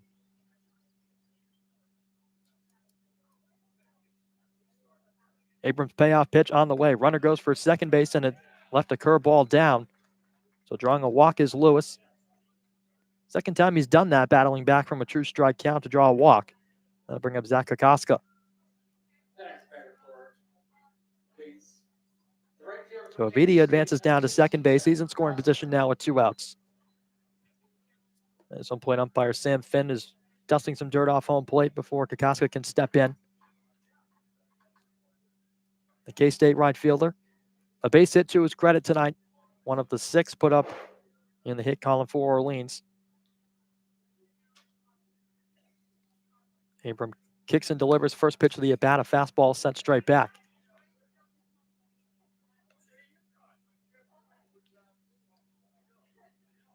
Bit of an overcast setting here as a breeze is starting to blow from right to left across the field of play.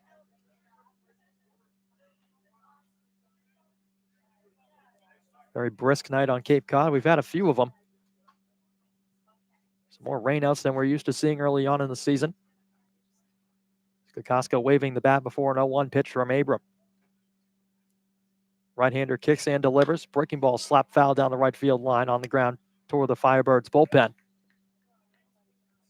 So the count moves to 0-2 in favor of the right-hander from Oklahoma.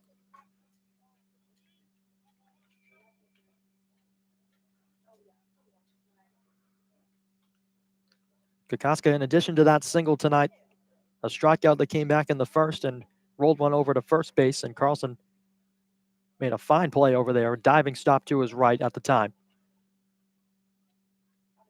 Abrams 0-2. Fastball just missed at the letters. Tried to paint one at the top of the zone, could not. Instead, it's 1-2. Kokoska still alive. It's been 5 straight zeros put up on the board by the Orleans pitching staff as Hyannis, when they come back to bat in the bottom half of the frame, looking to finally get something going. The offense has been stifled for the last 2 games. Been almost 18 full innings without a run as this one is into the dirt, 2-2. Both runners thought about advancing, instead wisely pulling up. Goodman was able to knock it down in front. So 2-2 with Tanner Murray loosening up in the on-deck area.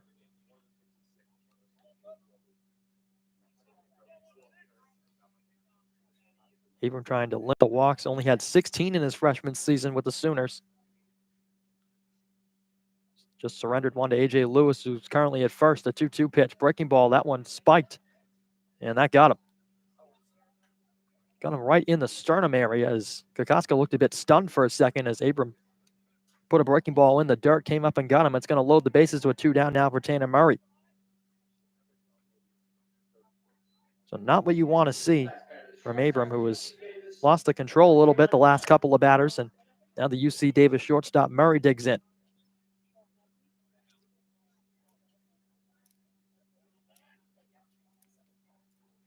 Well, like I talked about a little bit, Abram just 16 walks in his freshman season at Oklahoma. 52 strikeouts to go along with that. Just an incredible ratio.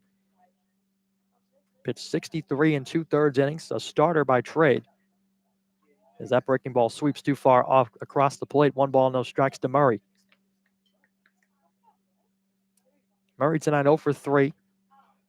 Flew out to Hunter Goodman out in right field. Struck out in the 3rd and then bounced into a fielder's choice to end the 4th inning. So trying his luck for the 4th time tonight against Hyannis as a 1-0 pitch from Abram on the way. A fastball straight back. 1 ball and 1 strike. These Orleans hitters really forcing the Hyannis pitching staff to work a little bit on the mound, making them sweat a little bit. As Orleans has fought back from nobody on and 2 out to bases loaded and 2 out. And a chance to stretch their 4-run lead. Abram trying to wiggle out of it. The 1-1. Fastball paints the outside corner. A great spot, 1-2. Abram made 15 appearances in 2019. Back at school in Oklahoma, went 6-4 with a 4.24 ERA.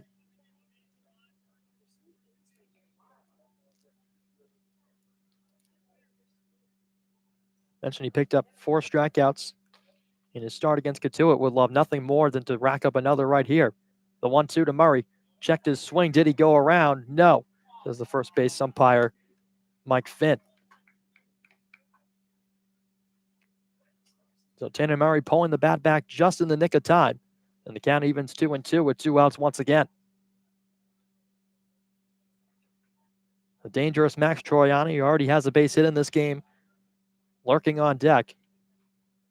And should Murray find a way to reach, it would extend the Orleans advantage to at least 5-0. The 2-2.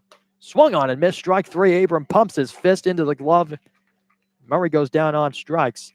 And that is a huge out to limit the Orleans threat. 4-0. We head to the bottom of the 6th. Hyannis trying to get something going when we return on the Cape Cod Baseball Network.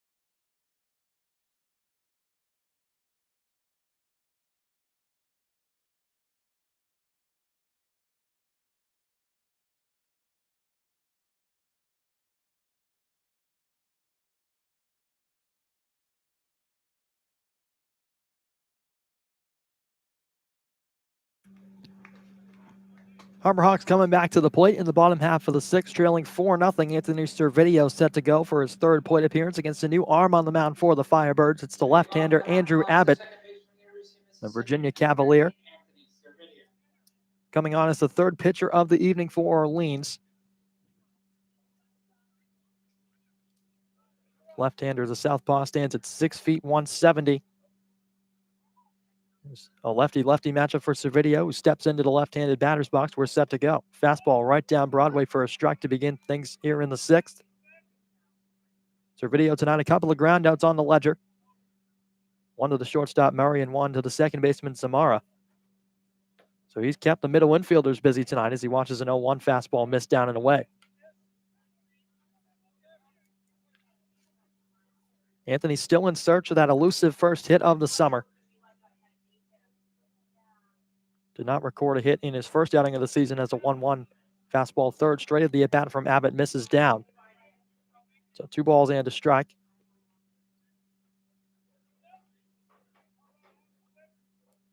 Servideo awaiting the left-hander to come set. Now he does the 2-1.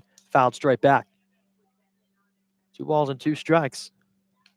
A lot of hitters getting just under these lively fastballs from the pitchers we've seen tonight on both sides. Sending a lot of foul balls straight into the netting that guards the press box here as well as the stands. The 2-2. Fastball on the ground left side. Coming in to get it on the hop is Murray. Fires across in time to get Servideo. The throw just beating him as Emery providing a nice stretch to help out his shortstop. And there's one down now for Nick Lofton.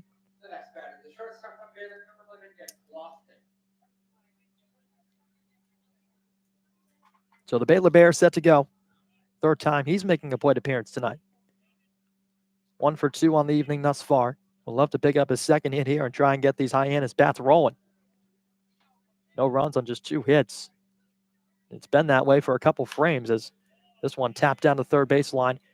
Indicated as Wickham fires across on the hop in time. And there's quickly 2 down.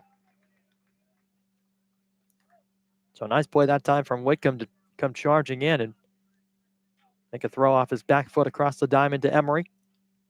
He's played first base pretty well tonight. He's a catcher by trade. We've seen about 5 catchers featured in the lineup for both sides. 3 in the lineup for Hyannis tonight, as we talked about. That was back to open the game. Rigsby Mosley has been inserted since, with Hunter Goodman moving behind the plate. This is now the Sun Devil, Trevor Hauver, as he cuts and misses through a fastball foul, tipped it into the mitt for strike 1. Trevor tonight was hit by a pitch in his first plate appearance back in the first, and then rolled one over to first base in the 4th inning to Robert Emery for a 3 unassisted as the breaking ball misses high. Evens at the count 1-1. Trevor takes a step out. Sporting that Hyannis blue and orange leg guard as the 1-1 is pumped in from Abbott. A fastball down 2-1.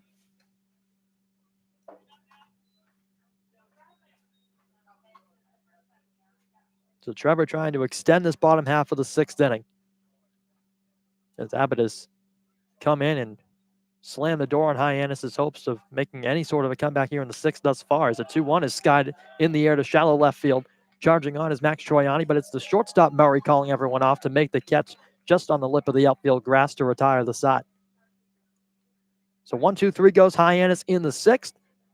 4-0 still remains to score here from McKeon Park, with Orleans coming back up to the dish in the top of the 7th when we return on the Cape Cod Baseball Network.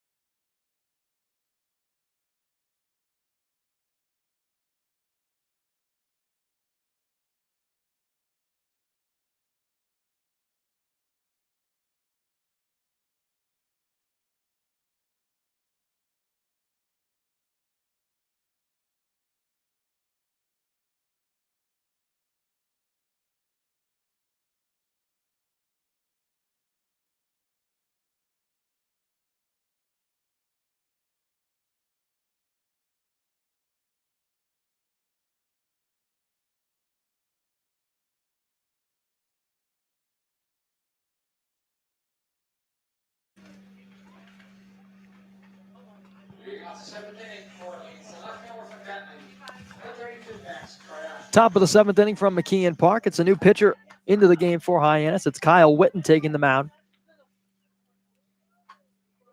4, 5, and 6 due up for Orleans to begin the frame. Max Troiani, Josh Zamora, and Rob Emery. Kyle Witten making his 3rd appearance of his Cape League summer. As the first pitch of the inning to Troiani is sent deep in the air to right field. In foul territory, Carlson giving it a look, but it will sail off behind the Orleans pen. So Witten hasn't exactly had a summer to remember so far. Just 2 2/3 innings pitched. He's given up 4 hits, 7 earned runs, walked 4, struck out 3, has taken a loss, and an ERA of 23.62. So looking to bring that down considerably here against Orleans in his 3rd appearance of the summer. Right-hander working from the windup, the 0-1. Fastball on the ground, getting up the middle and past the diving glove of Lofton into center field. And Troiani is aboard with his 2nd base knock of the evening. So how about the D2 product? Troiani having himself a night to remember here against Hyannis. Couple of hits for him. That's now 9 hits on the summer, all of them just base hits. But hey, if you got the average and you got the numbers to back it up, why not? Any way you can get on base. Yeah, absolutely. There's his 9th hit, and he's just continues to punch hit through hit, hole through hole. Just finds ways to get on base. 7th hit of the night all told for Orleans thus far on the scoreboard. Just 2 on the flip side for Hyannis, as this is now Josh Zamora digging in. Witten winds and fires a fastball that misses wide. 1 ball, no strikes. Zamora tonight 0 for 3, 3 flyouts, 1 to each outfield position. 1 to center in the 1st, 1 to right in the 3rd, and 1 to left in the 5th. He's trying to turn the tide for himself here with his 4th plate appearance in the 7th. Does a spin and a throw back toward first. Back in diving safely is Troiani.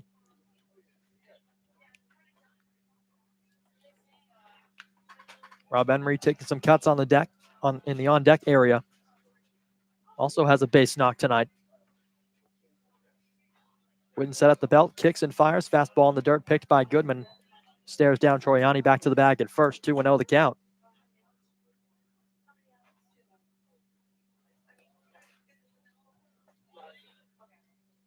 So Witten has surrendered 5 hits. And we mentioned he has walked 4 already in the 2 appearances combined.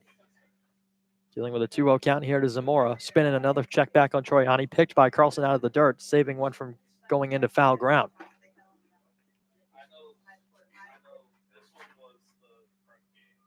Orleans came in tonight with a record of 3-3-1.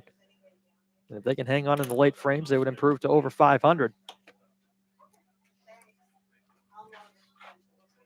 Witten a long pause before the 2-0. Here it comes. Fastball on the ground toward the 3rd base. Picked by Simonis to second for 1. Back to first in time, a double play. So Simonis, who tried that same play a couple of innings ago and misfired, converts on this one, and there's quickly 2 down. And that's big right there for Witten. Leadoff man gets aboard with the Troiani single, then an easy 5-4-3 double play around the horn. Simonis just an easy field and turn.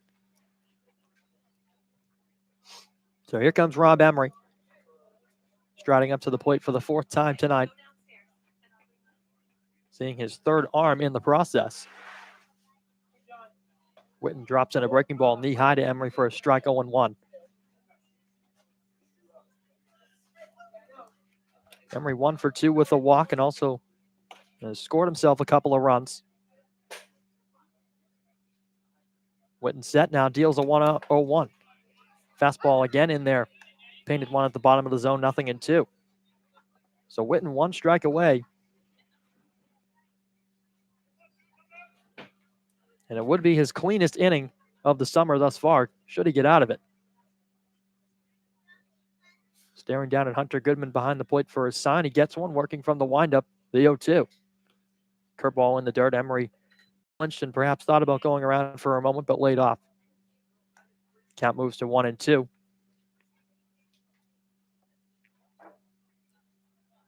Orleans has shown some good patience tonight. They were able to draw a couple walks off the starter, Griff McGarry.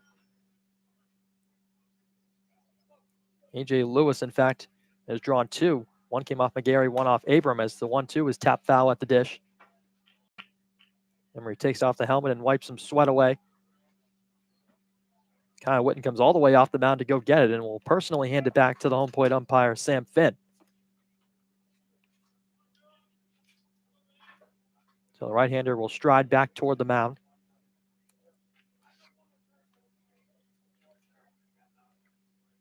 Going back to Whitten's high school days, 5-2 with a 1.94 ERA and 73 strikeouts in his senior season. Tossed 47 innings that year. Looking to pick up a strikeout here on Rob Emery and retire Orleans here in the 7th. Wisen fires a 1-2, a breaking ball just missing off the outer part, 2-2.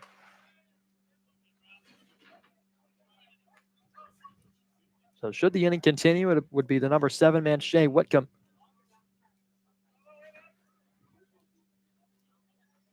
Whitten trying to make sure he stays right where he is in the on-deck circle. The 2-2 on the way. Fastball in the air to right. Moving over toward the line, Rigsby Mosley's got a beat on it. Coming in now and will make the play on the run. And Kyle Whitten works his cleanest inning so far of the summer in his 3rd appearance, shutting down Orleans here in the 7th. The score holds 4-0. Hyannis coming back to the plate when we return on the Cape Cod Baseball Network.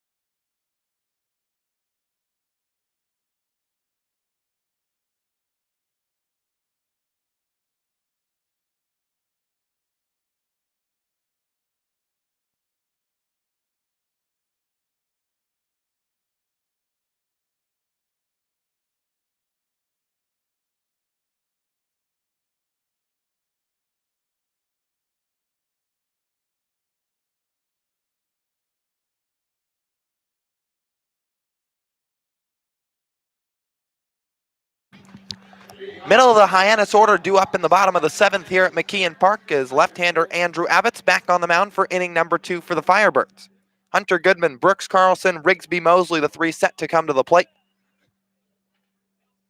Goodman, who's in search of his first hit. So far 0 for 2, ground out and a pop-up to the catcher. First pitch from Abbott, good fastball right on the outside corner. Abbott worked a clean inning in the 6th after coming in for Connor Pellerin. Bends the knees, winds and fires. Fastball this time on the inner half, and it's 0-2. So pinpoint command of that fastball so far. You can do some weak contact to both Servideo, Lofton, and Hauver back in the 6th. As he tucks the glove toward his left shoulder, now is ready and fires. Swing and a miss from Goodman. 3 pitches, another strikeout. That's his first of the night for Abbott as Goodman goes down for the first out of the 7th. Yeah, Abbott's featuring that overpowering fastball. He did so a couple times in the last inning. This time, Goodman going down on just 3 pitches, returning to the bench. And he really moved it around at will in that last at-bat. One on the outside black, one on the inside black, and then puts one at the top of the zone as Carlson swings through a first pitch heater. Some really crisp command from the left-hander from Virginia. And Abbott not too unfamiliar with a Firebirds uniform either, as he's ready for the 0-1. Carlson swings right through it. No balls, 2 strikes. He pitched for Orleans last season. 5 games, he made starts in all of them. A 1.74 ERA with 13 punch-outs. Now ready, the 0-2. Swing and a miss, strike 3. Back-to-back strikeouts for Andrew Abbott, and there's 2 down in the bottom of the 7th. Yeah, just overpowering that fastball by these Hyannis hitters right now. They just can't catch up to it, so why not keep throwing it? He did right there, another 3-pitch strikeout. So now a lefty-lefty matchup. Rigsby Mosley, the Troy outfielder, set for plate appearance number 3. First pitch, swing and a miss, strike 1. Andrew Abbott, all fastballs through the first 7 pitches of this bottom of the 7th. Mosley, who flew out to center in his last at-bat, wiggles the bat above his shoulder, pops it up and out of play, and it's 0-2.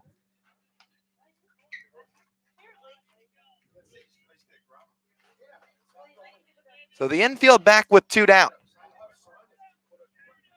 Abbott works from the third base side of the rubber, bends the knees, winds and fires the 0-2. Up high, ball 1. So 1 pitch away from an immaculate inning. One of baseball's rarities, but doesn't quite come up with it. Just sails that one a little high. And quickly comes back ready with the 1-2. Swing and a miss, back to the backstop, picked up by the catcher Avidia, throws down to first in time. So 1 short of immaculate. Andrew Abbott, a 10-pitch inning, 3 strikeouts, and he sets down the Harbor Hawks in the bottom of the 7th. We'll go to the 8th when we come back on the Cape Cod Baseball Network.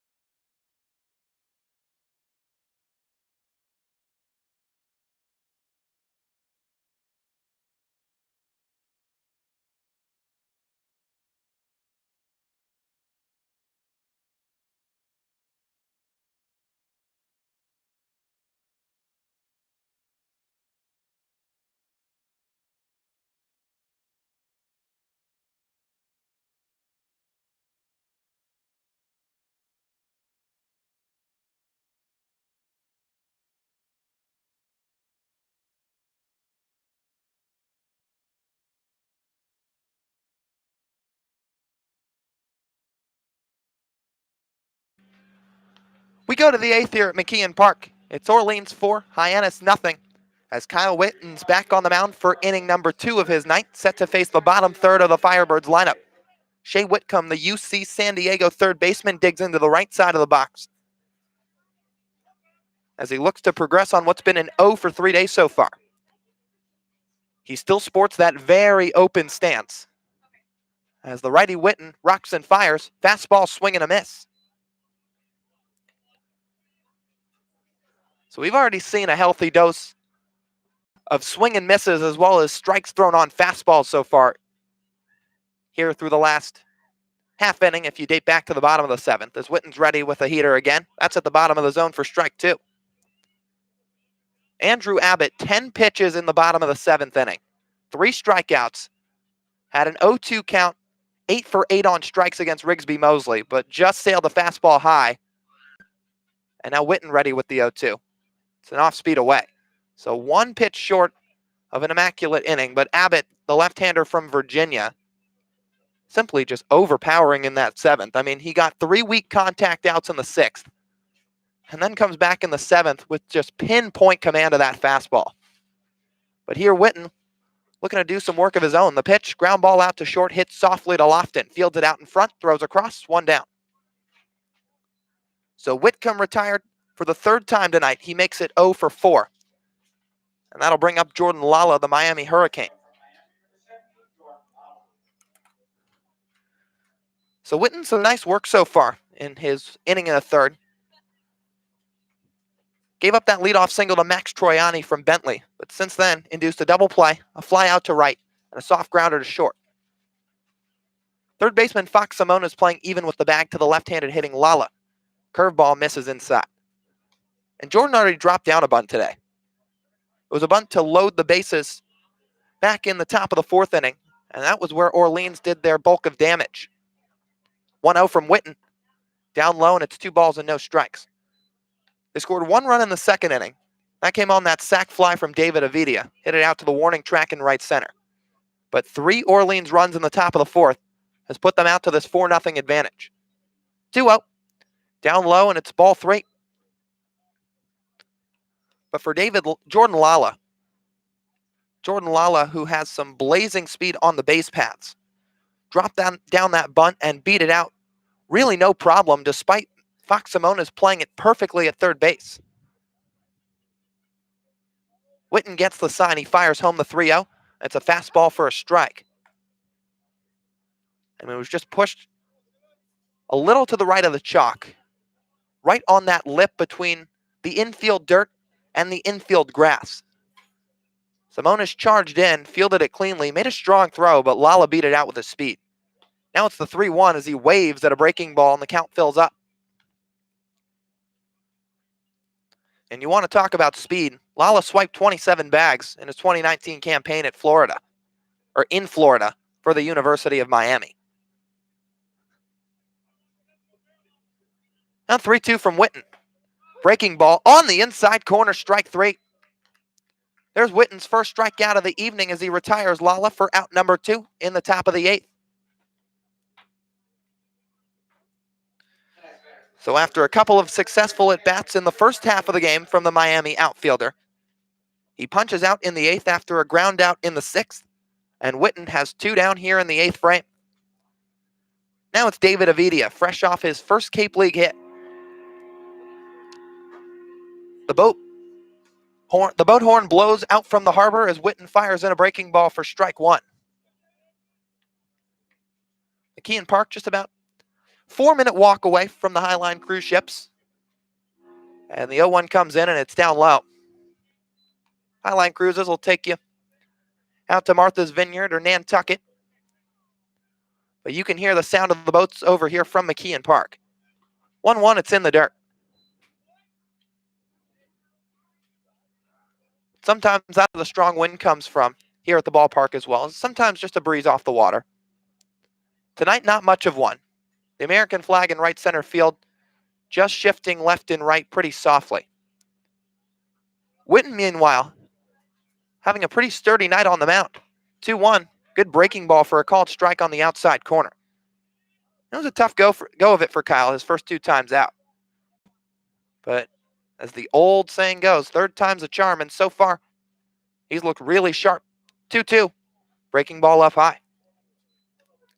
So he's retired 4 straight batters up to this point, dating back to the 7th. And that double play from 5 to 4 to 3 really helped him out. 4-0 Orleans here in the 8th. 3-2 the count, 2 down. Nobody aboard. The windup and the 3-2 from Witten. Breaking ball up high, and he walked him. So Witten issues a 2-out free pass to the hitter, Avidia, and that'll flip the lineup over for A.J. Lewis. So Lewis today, who's walked twice, also grounded into an RBI double play, and it's popped out to first as well.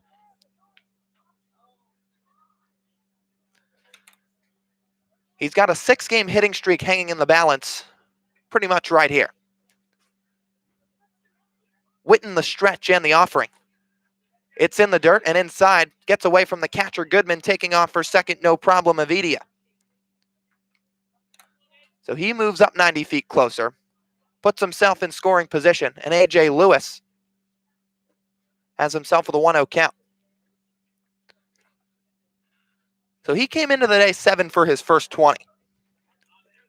And building off even further than that, came into tonight's contest 6th in the Cape League in average. .350 to be exact. But he needs a base knock to extend that hitting streak. Witten's 1-0. Breaking ball inside. Lewis turns his back, and he's ahead at 2 balls and no strikes.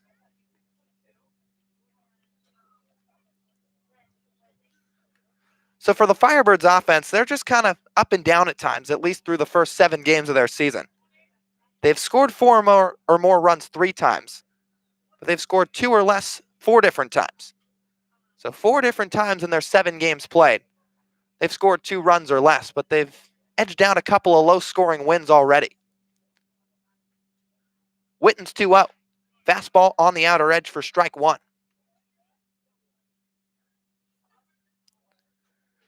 The Firebirds sit 3rd in the East 3-3-1 their record, 7 points, one behind the second place Chatham Anglers. Chatham took that 5-4 win here from McKeon Park opening night, as the 2-1 to Lewis is blown by as he swings and misses for strike 2. Whitten took the mound that night, opening night against Chatham. But that was a forgetful one as he suffered the loss, although he comes back today, looking strong as ever up to this point. Peeks at the runner getting a long lead at second, and he'll step off. I mean, Ovidio was over a third of the way down to third base.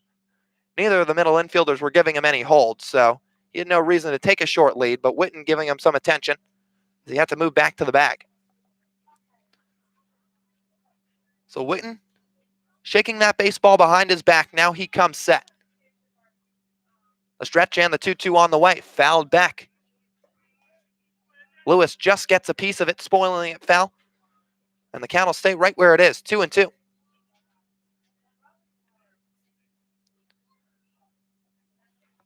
But for Orleans, they're 6 outs away from moving to a winning record here in 2019.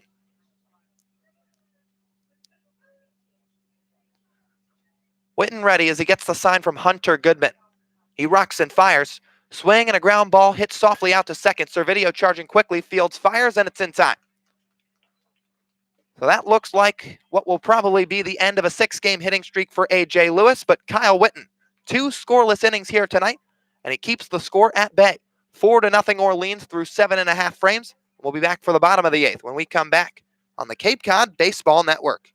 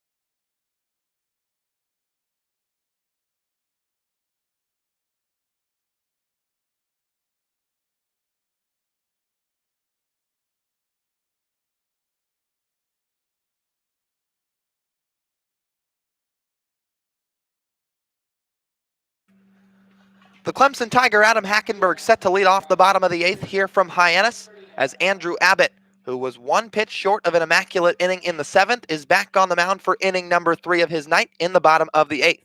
He winds and fires the first pitch. Hackenberg spoils it foul on the ground just behind him. So it's 4-0 Orleans. 7 Firebirds hits compared to the 2 of the Harbor Hawks. As Abbott, the lefty, works quickly, rocks and fires. Hackenberg swings and sends a lofty shot into shallow center. In comes Lala, and it drops in front. Third base hit of the night for the Harbor Hawks as Adam Hackenberg's aboard with his first base knock here in tonight's contest.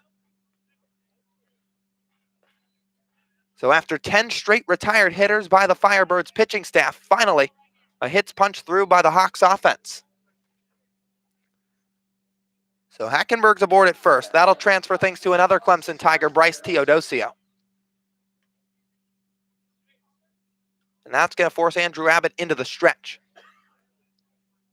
Rob Emery the hold at first, but Abbott just fires home with a fastball. It's inside.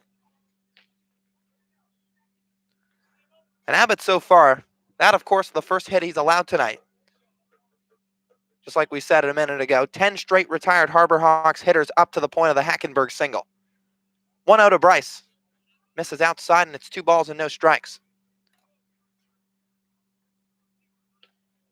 But Abbott has looked mighty sharp so far at McKeon Park, which is funny because he didn't have the greatest first outing. He's thrown 3 innings up to this point, at least coming into tonight's contest. And he had an ERA that sat at 12. Now the 2-0 to Bryce, a swing and a miss at a fastball high and away. But if this is your first time seeing Andrew Abbott live at the ballpark, you'd never be able to tell.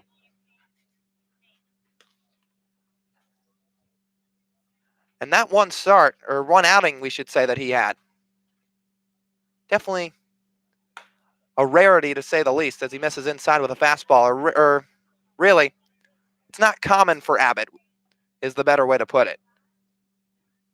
It's not unprone to happen, but certainly doesn't happen often. And there's a reason Andrew Abbott's set to train and try out for Team USA come a couple weeks from now. 3-1.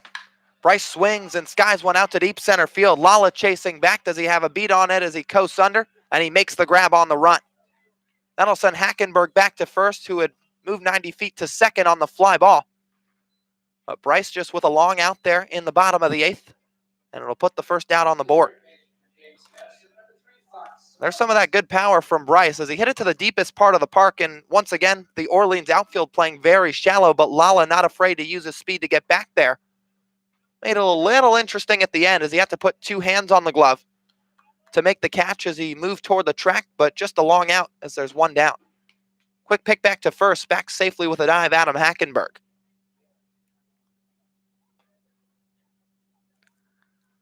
Simona's the hitter. He's 0 for 2 today. A ground out to short and a swinging strikeout. Abbott's first offering. Fastball just outside. And Abbott not usually a guy to walk a whole lot of hitters either. He only issued 6 free passes back last summer with the Firebirds. And now he's set and he'll come home. Monas takes a fastball on the outer half of the plate. This time it's good for a strike.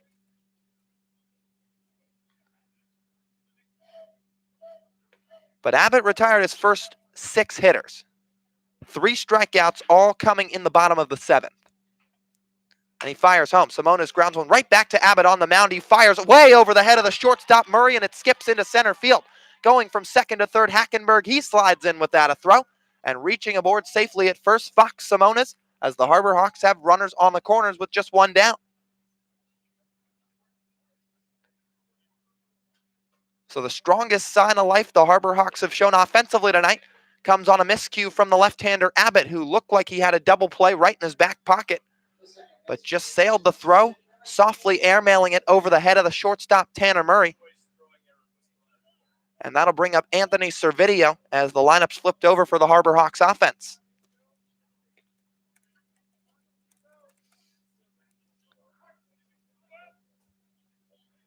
Abbott's still working from the stretch. He stares down Simonas at first, then he'll fire home. Servideo takes a fastball on the outside corner. So Hackenberg, who stands at third, is the first Harbor Hawks runner tonight to even reach scoring position. Abbott bends his knees and he fires home. Breaking ball, this one misses too far down. So the other Harbor Hawks to reach base tonight prior to this: Hover, hit by pitch in the first, stranded at first base. Carlson reached on an E6, stranded at first base. Lofton, 3rd inning single, thrown out trying to steal second. 1-1 to Servideo, swing and a miss at a looping breaking ball, and it's 1-2. And then the final base runner that reached, at least before the start of this 8th inning, the Brooks Carlson line drive single off the knee of Adam Seminaris. He was also stranded at first. But Adam, who threw 3 2/3 innings, walked off on his own power, seemed to be perfectly fine. Just Orleans taking precaution as Servideo cuts and misses through a fastball for strike 3. 4th strikeout on the evening for Andrew Abbott, and there's 2 down. So that'll bring up Nick Lofton, one of the most threatening bats in the Harbor Hawks lineup. And he's got himself a potent RBI opportunity with runners on the corners. Lofton takes a breath outside the box and now digs his way in. Tonight, the first time in 2019, these Harbor Hawks and Firebirds have squared off. Abbott's first offering. Swinging a pop-up foul out of play behind home plate. Dating back to last year, Hyannis swept the series. They won 4-0 over the Firebirds in 2018. They only traveled out to Eldridge Park once. They played at a doubleheader out east in Orleans, where the All-Star Game's set to be hosted this year for the Cape Cod League. 0-1 to Lofton. Ground ball up the middle to his right, the second baseman. He fields, fires cleanly, and it's in time. Josh Zamora, a nice play just in front of the bag at second, quickly having to move to his right. Makes the play just to our left of second base and throws across his body for the final out of the inning, just getting the hitter Lofton by a step.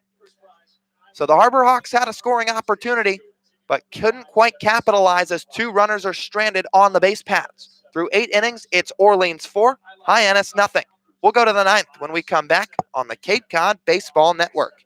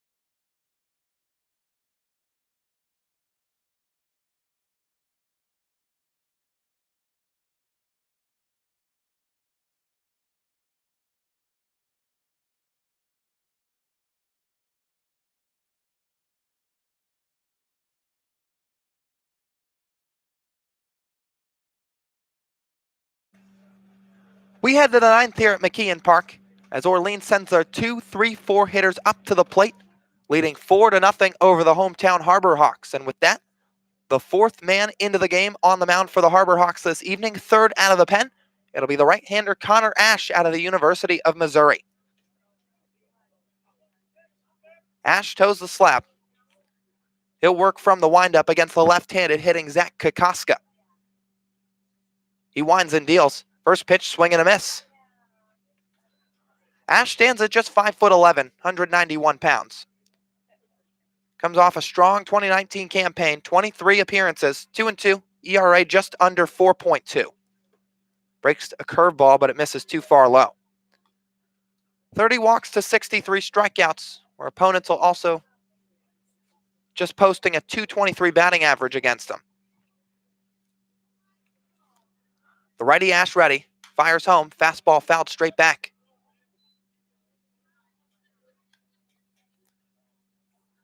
Connor Ash has been not just one of the most consistent pieces out of the Missouri bullpen in 2019, but he's been probably the most consistent piece out of the Harbor Hawks bullpen so far.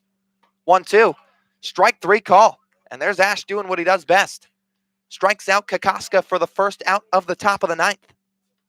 And Ash picking up right where he left off, at least here. Last time we saw him at McKeon Park with a punch out right there of Kokoska. Big breaking ball. He's got a good one. He's got that lively fastball as well that you mentioned, Lyle.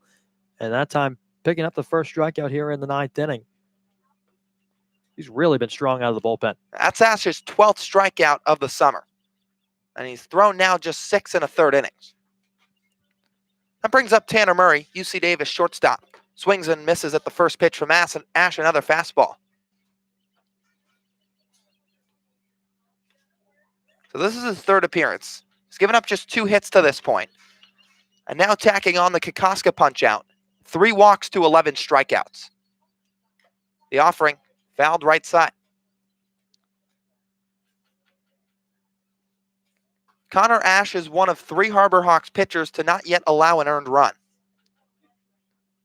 One of the other ones being Mitch McIntyre, who's usually a position player by trade, but we've talked about it before, had 18 scoreless innings thrown at BYU this season. And here on the Cape, 2 scoreless innings for the Harbor Hawks. But the righty Ash gets the sign from Goodman, fires home. Check swing on an off-speed, appeal down to first. He does not go around.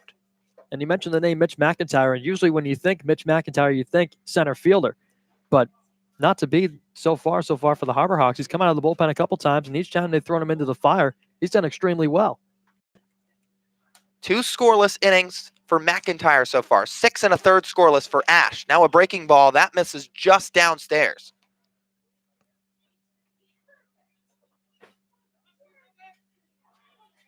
Tanner Murray, who hails from Boulder Creek, California, just put together a very, very sturdy campaign for UC Davis. Now the 2-2. Down low in the dirt.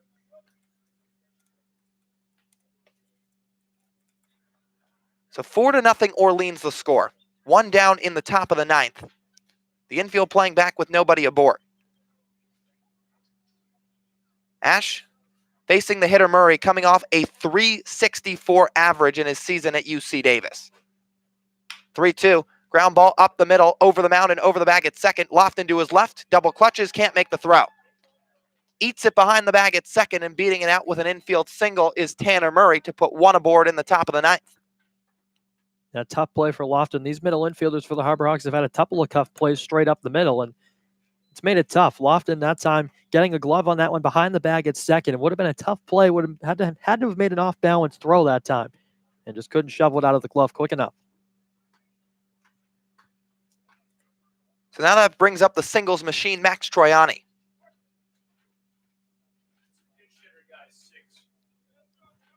Or rather, we're going to get a pinch hitter here.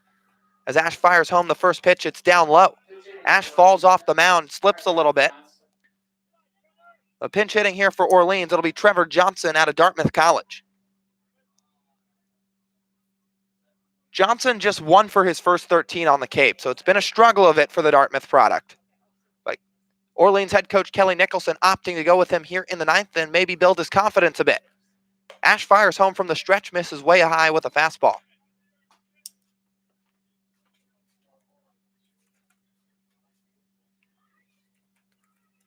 The man at first, Tanner Murray, after beating out the infield single. That was just the 4th hit of the summer Ash has allowed in what's 6 1/3 innings up to this point. The pitch, cut and a miss. Johnson comes up empty, swinging at a fastball just above the letters. But once again, this is the first of 4 matchups in 2019 between Hyannis and Orleans. This will be the first of 2 at McKeon Park. There will also be 2 that take place over at Eldridge. Now the 2-1, down low. And you know, Hyannis won that doubleheader at Eldridge Park last year. It was the only time they took a trip up there. But that was an early season doubleheader, right in the middle of the day, first week of the season. So Hyannis not really getting to experience the true masterpiece of Eldridge Park. As Ash is ready with the 3-1, swing and a miss. But Eldridge, one of the gems of Cape Cod, no doubt about it. I mean, they are notorious and famous for their first base side hill being filled up across the board during the month of July, specifically during their night games. And Hyannis set for 2 evening caps there in the month of July. Ash, a quick throw over to first, back safely with a head-first dive, Tanner Murray.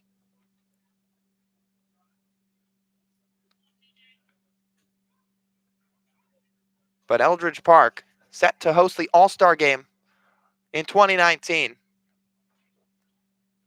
A popular attraction in the Cape Cod League, there's no doubt about it. But here at McKeon, Ash is ready with the 3-2, swinging a foul back on a line drive.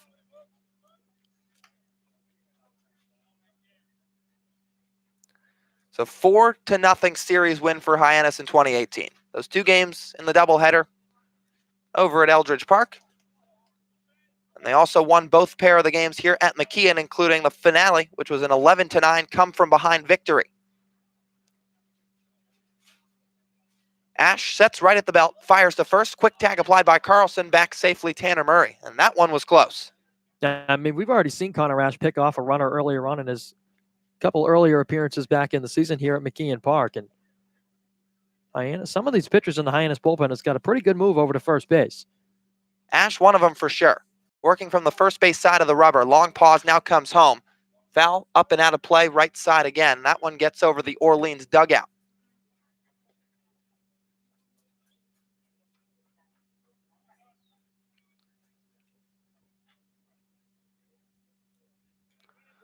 So still scattered fans on hand here.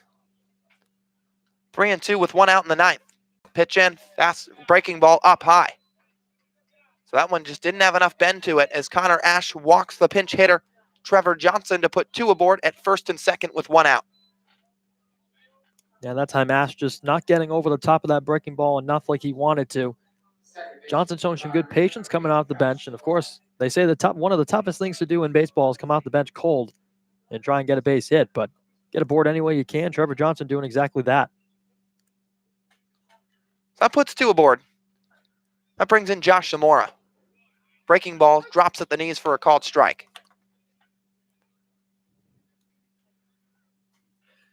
Beautiful night here at McKeon Park. Still just a slight win, but going back to what we were talking about with Eldridge, I've seen it once. Most of these Harbor Hawks players have never seen it, as of course each roster consists of mostly new faces. The 101 from Ash misses down, but should be interesting to see at night. And not just interesting, pretty breathtaking as well, as just about everybody you talk to shows up at the park says it's something you'll never forget. So not just twice for Hyannis this year, but the All-Star game as well. Be a valiant opportunity to see it. 1-1 swing and a miss. Zamora chases after a high fastball, and he's behind 1-2. So Josh, a guy coming off a 1-for-3 day in Orleans' last outing. That was part of a double dip over at Doran Park against the Bourne Braves. 1-for-3 with a home run. He has 2 on the year, which is tied for second on the Cape with a couple other players. But hitless tonight. 1-2. Breaking ball in the dirt, skips way up in the air off the knee of Hunter Goodman, and both runners advance 90 feet. Johnson moves down to second, Murray moves up to third, and Orleans has 2 runners in scoring position.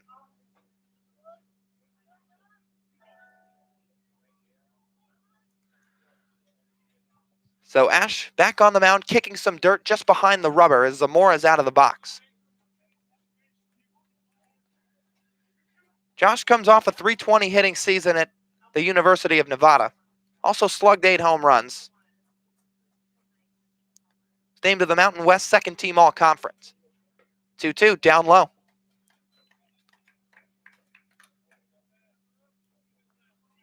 So Zamora has really feasted off the Bourne Braves through the first week of the season. Orleans as a whole, they've already played Bourne 3 times, so they'll only see the Braves' faces once more throughout the remainder of the season. But Zamora, both home runs coming against the Bourne Ball Club. 3-2, spiked in the dirt, ball 4. Zamora draws a 1-out walk to load the bases, and Orleans will send up Rob Emery to the plate, looking to extend the lead. Well, this is something we're not accustomed to seeing from Connor Ash out of the bullpen. The first time he's really run into a significant amount of trouble.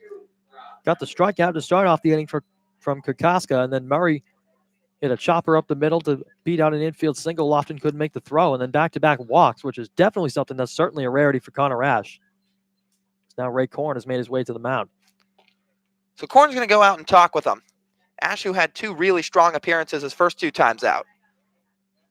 Not as smooth sailing here against Orleans.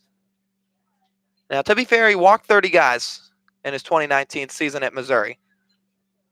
But much like the outing of Andrew Abbott, who had a tough outing his first time around, a really, really strong outing here tonight. Like we said, you never would have been able to tell he had a bad first outing if you just watched him here at McKeon. And it's more of the same for Connor Ash, to be completely honest. You never would have been able to tell he's prone to walks at times if you'd seen his first 2 outings, and that's not to take anything away from what he's done, because he's been phenomenal for Hyannis so far. But maybe just a tiny little bit of regression here, although going to look to respond as the first pitch to Emery swung on and missed. And that's often the toughest task at times for a pitcher, Brandon, because everybody's going to face struggles. Nobody's just going to retire the side in order every time you take them out. What separates the good pitch from the great ones is how you respond with runners on base. So Ash here fires another fastball. That's good for a strike. And so far, already off to a promising start because, again, everybody's going to face situations with runners on base, and the great pitchers find ways to get out of it. Absolutely. And Ray Korn going out to the mound there to give Ash just a bit of a breather and perhaps maybe some encouragement on the mound with the bases loaded, just 1 out. Tough jam to get out of, but certainly doable. 0-2, breaking ball just away. And the fortunate thing for Ash is despite having the bases loaded, in reality, he's just 1 pitch away. He gets a ground ball on the infield. The double play is intact. It's also just 1 pitch away from a punch out as well. If he finds it, it'll be his second of the evening. He comes set, and the 1-2. Breaking ball misses outside. Backhanded by Goodman, sliding a little bit to his right into the left side of the batter's box. And now with the count drawn even at 2-2, Ash has struggled with that breaking ball a bit. I would go back to the fastball. He's had some pinpoint command of that in this outing as well as some earlier on outings in the season through his first 2. See what he does right here. Working out of the stretch with the bases loaded. 2-2, breaking ball, swing and a miss. Ash trusts it, punches out the hitter Emery for the second out of the inning. Well, that time a big breaking ball from Ash dropped in, and like you said, trusts his stuff. And right there, breaking ball right down the middle as it dropped off the table. Emery right over the top of it. That's a huge second out now with Whitcomb coming up. Whitcomb also searching for his first hit. Orleans has 8 tonight. He has not been 1. Lined out to center, reached on an error, flew out to center, and grounded out to short. Watches a first pitch breaking ball, bottom of the zone, strike 1. So Ash had a little trouble finding the zone with that breaking ball to the previous 2 hitters, but here at the end of the Rob Emery at bat and here to start the Shea Whitcomb at bat, no issues at all. He's ready. 0-1 offering, breaking ball. This one misses low and outside. Well, Ash is certainly used to striking guys out. He was 3rd on the team in strikeouts in 2019. 63 punch-outs for the Missouri Tigers.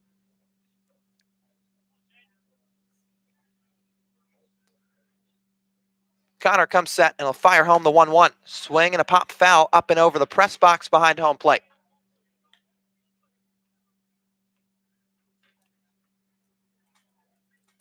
So Whitcomb finds himself at a 1-2 count. Not only is he searching for his first hit tonight, he's searching for his first hit on the Cape. Came into today 0 for 4, although 2 RBIs. But Ash just 1 strike away from getting out of it. 1-2, swing and a miss, strike 3. What a response from Connor Ash. Strikes out the side in the top of the 9th and gets out of a bases-loaded jam. The Harbor Hawk bats will come up for their last licks in the bottom of the 9th, and we'll have that for you on the other side of the break. Orleans 4, Hyannis nothing on the Cape Cod Baseball Network.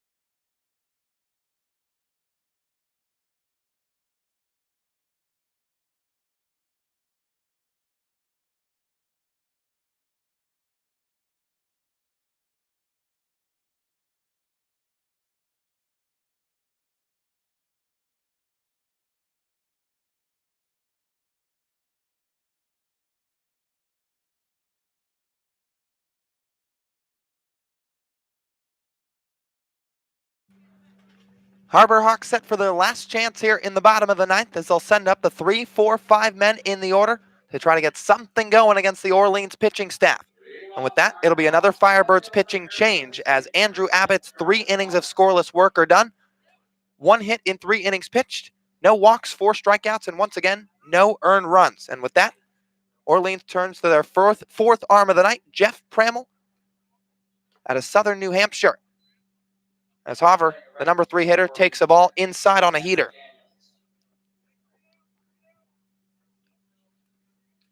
So Pramel into the game, finds himself at a 1-0 count. This will be his 3rd appearance on the Cape as he fires home. Hover spoils one the other way.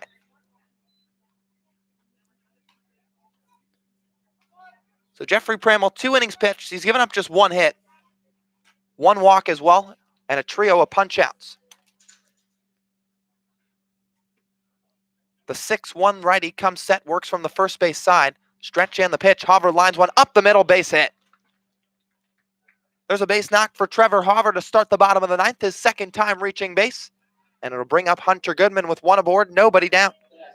Good piece of hitting that time from Hover for the 4th hit of the night for Hyannis. Haven't seen the ball all too well tonight, but that time Hover making some good contact and finding himself aboard. So Hunter Goodman, the hitter. Pramel, who was already working strictly out of the stretch, will just continue that way. Winds and fires. Goodman swings and pops it way into the air, but foul out of play. Orleans with a defensive change as well, as Zach Daniels has come in to take place in right field for Zach Kokoska.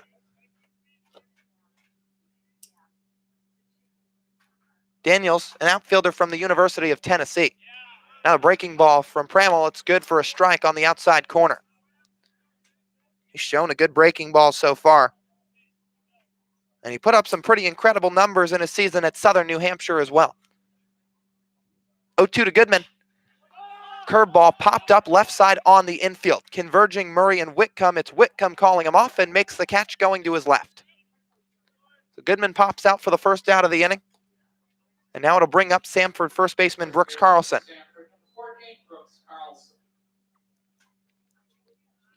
So Daniels in for Kokoska in right field. Pramel the man on the mound.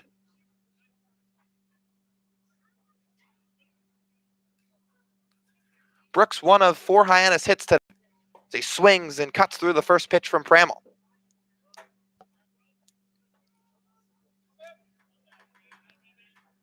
So Brooks has reached twice, reached on an air, singled, and struck out swinging in his last at bat. That coming back in the bottom of the 7th. 0-1. Swing and a drive out to deep center. More medium depth rather, as moving to his right just a little bit back, Lala, and he makes the catch. So Brooks Carlson sent it sky high into the air, just pretty medium depth. Lala did have to move back a little bit, but this Orleans outfield once again playing pretty shallow. And he had no problem putting it away for the 2nd out. Yeah, Carlson just missed that one, clapping his hands as he went down the first baseline. He knew he got under it. And had he gotten a hold of that one, it probably would have went a long way. We've seen some moonshots hit from these Harbor Hawk bats, including Carlson and BP. So now it's Rigsby Mosley, swings at the first pitch, pops it in the air to right center. This should do it. Daniels to his right, calls everybody off, makes the grab, and that's the ball game. So Jeffrey Pramel notches the final 3 outs of the bottom of the 9th, faces 4 batters, and gets 3 straight outs after the Trevor Hover leadoff single. Orleans wins it 4-0 here at McKeon Park and improves to 4-3-1 in 2019.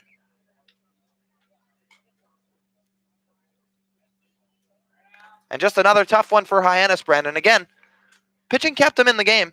Ben Abram actually had a really nice outing in relief after the 2 innings from the starter, Griff McGarry. Abram only gave up 1 earned run. Connor Ash had a scoreless inning, got out of a jam in the 9th, but just not enough offense generating. No, not at all. And I mean, you muster up 4 hits on the night. That's not going to get the job done. And it's been about 19 innings now, dating back to Game 2 of the doubleheader on Father's Day with Brewster, since Hyannis has scored a run. They were shut out on Monday here at McKeon Park, and again shut out here tonight in a 9-inning contest against Orleans. So the offense has really been, stifled for the most part for the last couple of games. And The pitching has kept them in games, Lyle, as you mentioned, just 7 runs allowed over the last 18 innings. So the pitching staff has done its job. Now it's time for the offense to step up. Yeah, and it's just a matter of when it can kind of click on the same page, because it felt like the lack of offense was what we were talking about a little bit through the first week of the season, or more the first half of the first week, when the pitching was doing their job, but just not a whole lot of offense generating. Then the offense starts to come alive. We started talking about those 3-run innings they kept scoring over and over and over. They put up runs and hits in the Brewster doubleheader, but the pitching couldn't quite back it up. So it's more about getting on the same page. If they can just find a couple of games in a row of consistency where they find the quality pitching that they got tonight, they get the bats coming alive, things can start to shape up for them. Yeah, with Falmouth coming in tomorrow, I think it's all about just trying to find your stride as a team. And I think when both things click, the ball's going to get rolling. And right now you're seeing the pitching staff starting to come into form. The ERA is coming down. Connor Ash had a nice appearance out of the pen, as you mentioned, as well as Ben Abram, who was supposed to start yesterday, but it got pushed back, obviously, because of the rain out in Wareham. But once you see both things click on the same page, offense and pitching come together, as well as the defense, there were a few errors in the field tonight.